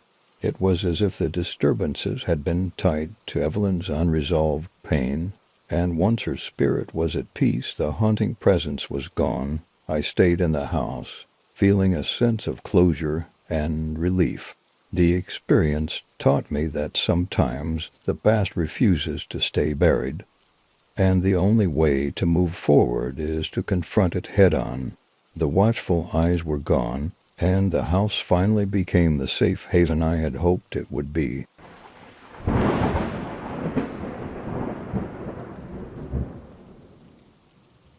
When I first saw the house, it was like something out of a dream. Nestled on a quiet street, it had the kind of old-world charm that I'd always loved: Victorian architecture, a wraparound porch, and tall windows that let in plenty of light. I knew it needed work, but I was ready for the challenge. After all, it was my first home, and I wanted to make it perfect. The previous owner, Mrs. Whitaker, was an elderly woman who had lived there for decades. She was moving into a retirement home and seemed eager to sell. As we walked through the house, she pointed out the original features, like the hardwood floors and ornate moldings, but she hesitated when we reached the door to a small room on the second floor. "This room stays locked," she said, handing me the key. "It's best to leave it that way." Her words struck me as odd, but I didn't press her for more details. I figure it was probably just storage or a room with some bad memories. After all, old houses like this had their quirks. After I moved in, I busied myself with renovations. The house needed fresh paint, updated fixtures, and a lot of cleaning. Every room was filled with the scent of sawdust and paint, and I spent long hours making the place my own. The locked room, however, nagged at the back of my mind. I had left it alone just as Mrs. Whitaker had suggested, but curiosity eventually got the better of me. One evening, after a particularly long day of work, I decided to open the door and see what was inside. I took the key Mrs. Whitaker had given me and slowly unlocked the door. The hinges creaked as I pushed it open, revealing a small, dimly lit room. The first thing that struck me was how cold it was, much colder than the rest of the house. The air felt heavy, almost oppressive. Inside, the room was sparsely furnished. A single bed with a faded quilt sat against one wall, and a small wooden dresser stood opposite. The wallpaper was peeling, and the floor was covered in a thin layer of dust. But what caught my attention most was a large, old-fashioned mirror hanging on the wall. It looked out of place, almost too modern for the room's vintage decor. I stepped inside and felt an overwhelming sense of unease. It was as if the room had been forgotten by time, untouched for years. As I moved closer to the mirror, I noticed something strange. My reflection seemed distorted, almost as if it were moving out of sync with my actual movements. The longer I stared, the more unsettled I became. My reflection's eyes seemed darker, and there was a shadow behind me that shouldn't have been there. I quickly turned around, but the room was empty. That night I couldn't sleep. I kept thinking about the mirror and the strange feeling that had come over me in the locked room. I decided to do some research on the house, hoping to find some answers. The next day, I visited the local library and dug through old records and newspapers. What I found was more disturbing than I had anticipated. Decades ago, a young woman named Margaret had lived in the house with her husband. According to the records, she had fallen ill and spent the last years of her life confined to the very room I had just opened. But there was more. The newspaper articles hinted at something darker, a suspicion that Margaret's husband had been abusive, and that her death might not have been as natural as it seemed. There were even rumors that her spirit was still trapped in the house, unable to move on because of the trauma she had endured. Armed with this knowledge, I decided to confront whatever was in the room.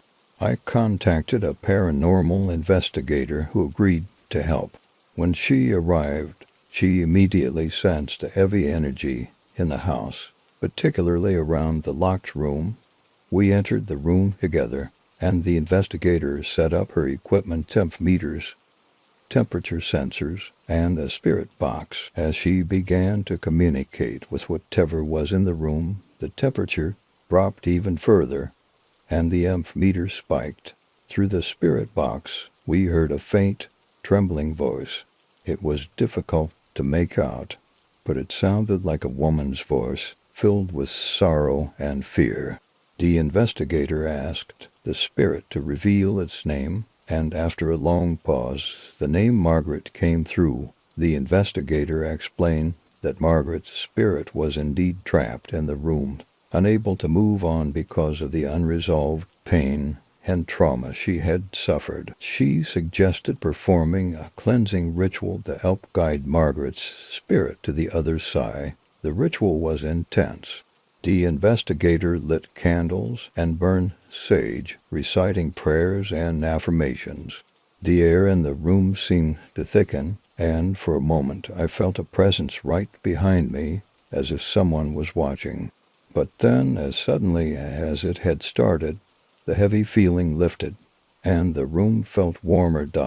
After the ritual, the investigator assured me that Margaret's spirit had found peace. She advised me to keep the room open from now on, to let in light and life, and to ensure that no dark energy could settle there again. I followed her advice, and over the next few weeks the house began to feel more like home. The oppressive atmosphere was gone, replaced by a sense of calm. The mirror no longer showed distorted reflections, and the coldness in the room had vanished. I still think about Margaret sometimes, and what she must have endured in that locked room. But I take comfort in knowing that she's finally at peace, and that the house can now be a place of warmth and comfort, free from the shadows of the past.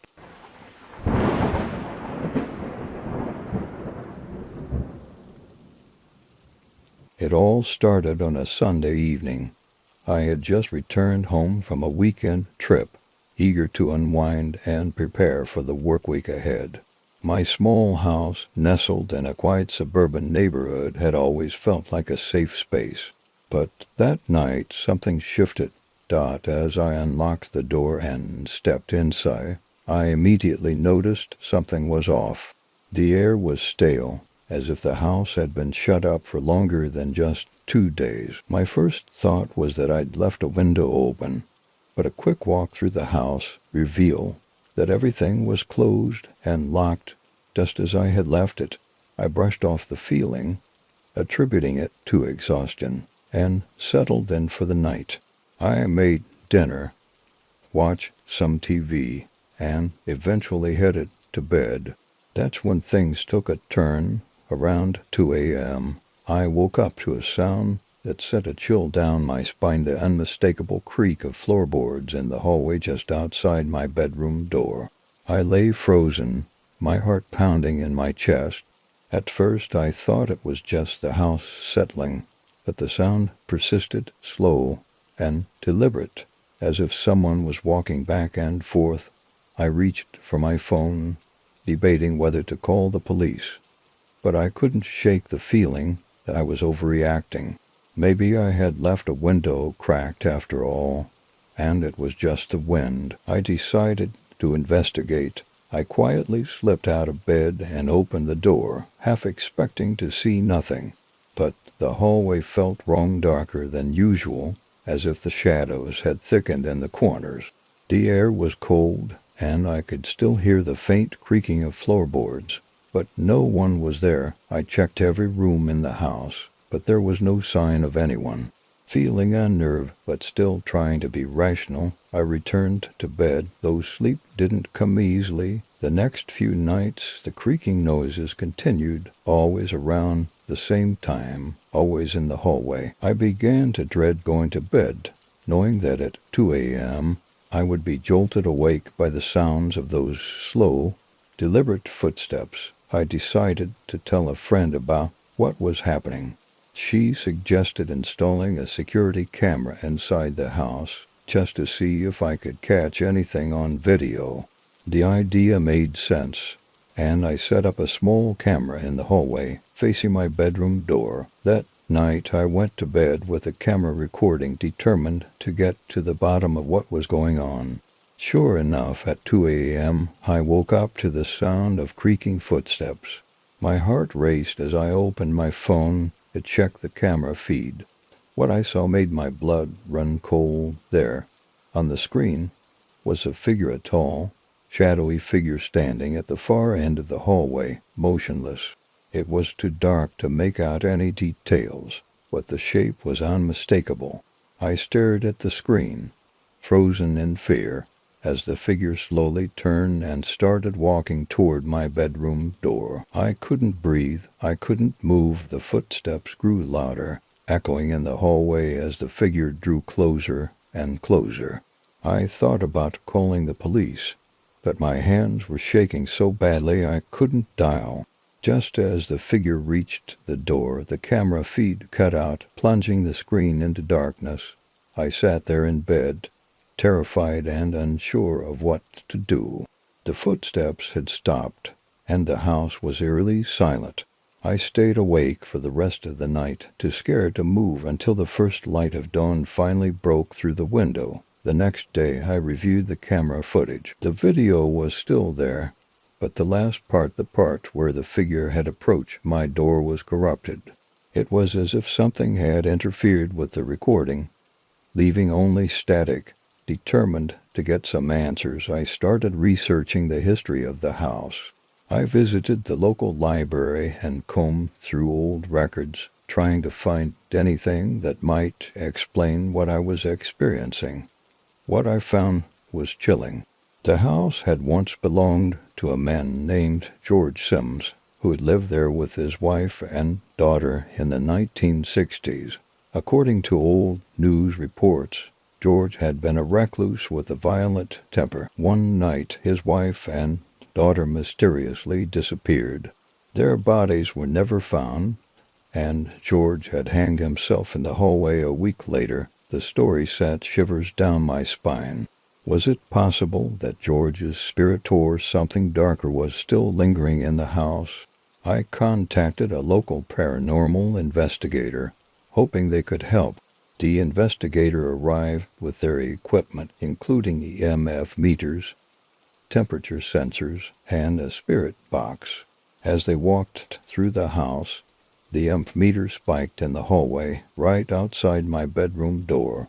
The investigator set up the spirit box and began asking questions. At first, there was nothing but static, but then a faint voice crackled through. "I'm still here." My stomach turned as the investigator asked, "Who's still here?" There was a long pause, and then the voice responded, "George." I felt a chill run down my spine. The investigator continued to ask questions, but the responses became more erratic, and the temperature in the hallway dropped dramatically. The investigator suggested that George's spirit was trapped in the house, unable to move on because of the unresolved violence and trauma. They performed a cleansing ritual, burning sage and reciting prayers in an attempt to help George's spirit find peace. After the ritual, the atmosphere in the house felt lighter, and the footsteps stopped. The investigator assured me that the spirit had likely been guided toward the light, but I couldn't shake the feeling that something was still watching. A few nights later, I woke up again at 2 a.m., but this time there were no footsteps, no creaking floorboards. The hallway was quiet. Yet, as I lay there in the darkness, I couldn't help but feel like the shadows were still a little too thick, the air a little too cold, Even though the house felt normal again, I decided it was time to move. Whatever had been in that hallway, whether it was George or something else, I wasn't willing to stay around and find out. The house was sold within a month, and I moved into a new place on the other side of town. But sometimes, late at night, when the house is quiet and the shadows stretch long across the walls, I still think about that hallway, and I wonder if George ever truly left.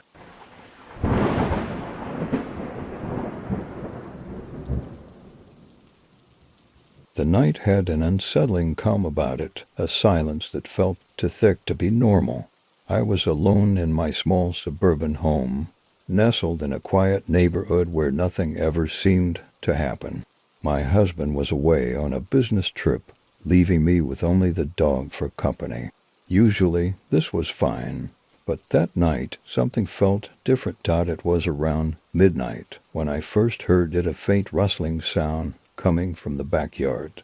I paused the movie I was watching and listened, hoping it was just the wind, but the sound continued, like someone or something was moving through the bushes. I tried to shake off the unease, telling myself it was probably just a stray cat. Our backyard was fenced in, but animals occasionally found their way in. I decided to take a look, more out of a need to calm my nerves than any real concern. I grabbed a flashlight from the kitchen drawer and cautiously opened the back door. The cool night air hit me as I stepped out onto the porch, the wooden boards creaking under my feet. I swept the flashlight beam across the yard, its light cutting through the darkness. At first, everything seemed normal. The bushes swayed slightly in the breeze, and the tall oak tree in the corner stood like a silent sentinel. But then, out of the corner of my eye, I saw something move, just a brief flicker of motion near the tree. "Hello," I called out, my voice trembling slightly. The yard was quiet, save for the distant hum of traffic and the occasional chirp of a cricket. I stood there for a moment, straining to see anything out of place, but nothing moved, and the rustling sound had stopped. I told myself I was being paranoid. My husband would have laughed at how jumpy I was getting over nothing. Shaking my head, I turned to go back inside, but as I reached for the door handle, I heard it again, this time louder and closer, as if something was just beyond the porch, hidden in the shadows. My heart pounded in my chest. I took a deep breath and forced myself to turn around, shining the flashlight toward the sound. The beam fell on the tree, then moved down to the base of the fence, and then I saw it. A figure was standing at the edge of the yard, partially hidden by the bushes. It was tall, its form dark and indistinct, almost blending into the night. My breath caught in my throat. The figure didn't move, didn't make a sound. It just stood there, watching me. Panic surged through me. I fumbled with the door, my hands shaking as I finally managed to get it open. I slammed it shut behind me and locked it, my heart racing. I backed away from the door, trying to convince myself that it was just my imagination, that there hadn't really been someone in the yard. But I knew what I had seen. Someone had been out there, and they were watching me. I grabbed my phone and called the police, my voice trembling as I told the dispatcher what had happened. They assured me that an officer would be on the way and advised me to stay inside and lock all the doors and windows. I did as they said, checking every lock and pulling all the curtains closed.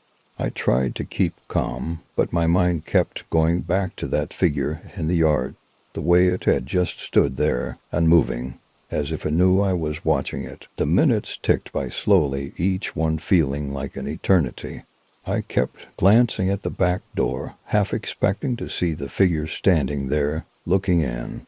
The dog, sensing my anxiety, stayed close to me, his ears perked and his body tense. Finally, I heard the sound of a car pulling up outside. I rushed to the front window and peeked through the curtains.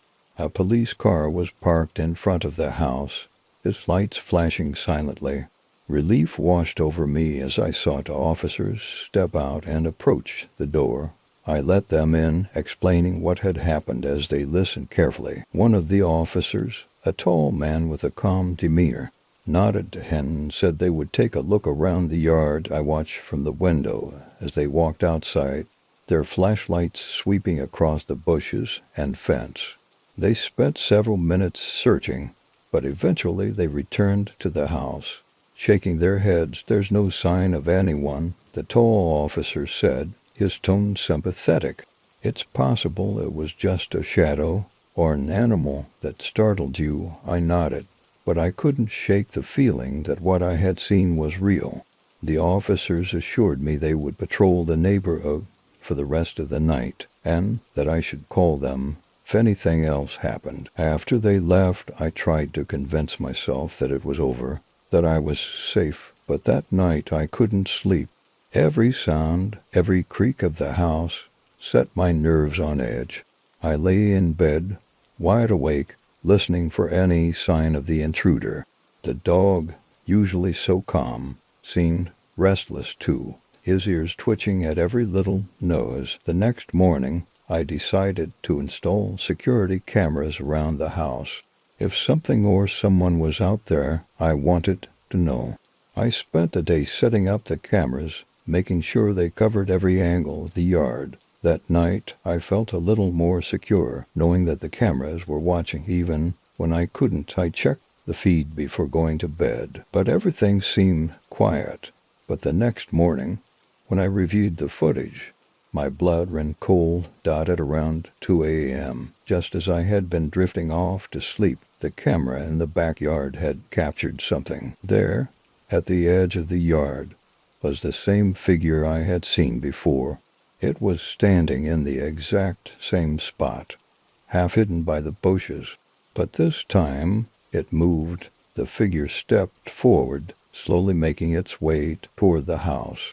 I watched, horrified, as it came closer and closer, until it was standing right at the back door, staring in through the window. The camera's night vision made its features difficult to see, but I could just make out the outline of a face, pale and emotionless. It stood there for several minutes, unmoving, just like before. Then, without warning, it turned and walked away, disappearing into the darkness. I felt sick to my stomach. This was no figment of my imagination. Someone had been outside my house, watching me. And worse, they knew exactly where the cameras were, avoiding the one that covered the path to the front door. I called the police again and showed them the footage. This time they took it seriously. They promised to increase patrols in the area and advised me to stay somewhere else for a few days, just to be safe. I packed a bag and stayed with a friend across town, trying to shake the feeling of being watched. But even away from the house, I couldn't escape the fear that had settled deep in my bones. A few days later, I returned home, hoping that the intruder had moved on. The police had no leads, and the patrols hadn't turned up anything suspicious. I told myself that it was over, that the figure wouldn't come back. But a part of me knew better. As I settled back into my routine, the unease never really left me. I avoided looking out the windows at night, and I kept the curtains drawn tight. I couldn't shake the feeling that I was being watched, even when the camera showed nothing unusual. Then, one night, just as I was beginning to feel like things might be normal again, I heard the faint rustling sound in the backyard, followed by the creak of the porch boards. I froze, my heart pounding in my chest. I didn't need to look to know what was out there, standing in the darkness, watching me. I didn't want to see it, didn't want to know that it had come back, but I couldn't ignore it. Slowly, I reached for my phone, my hands trembling as I dialed the police.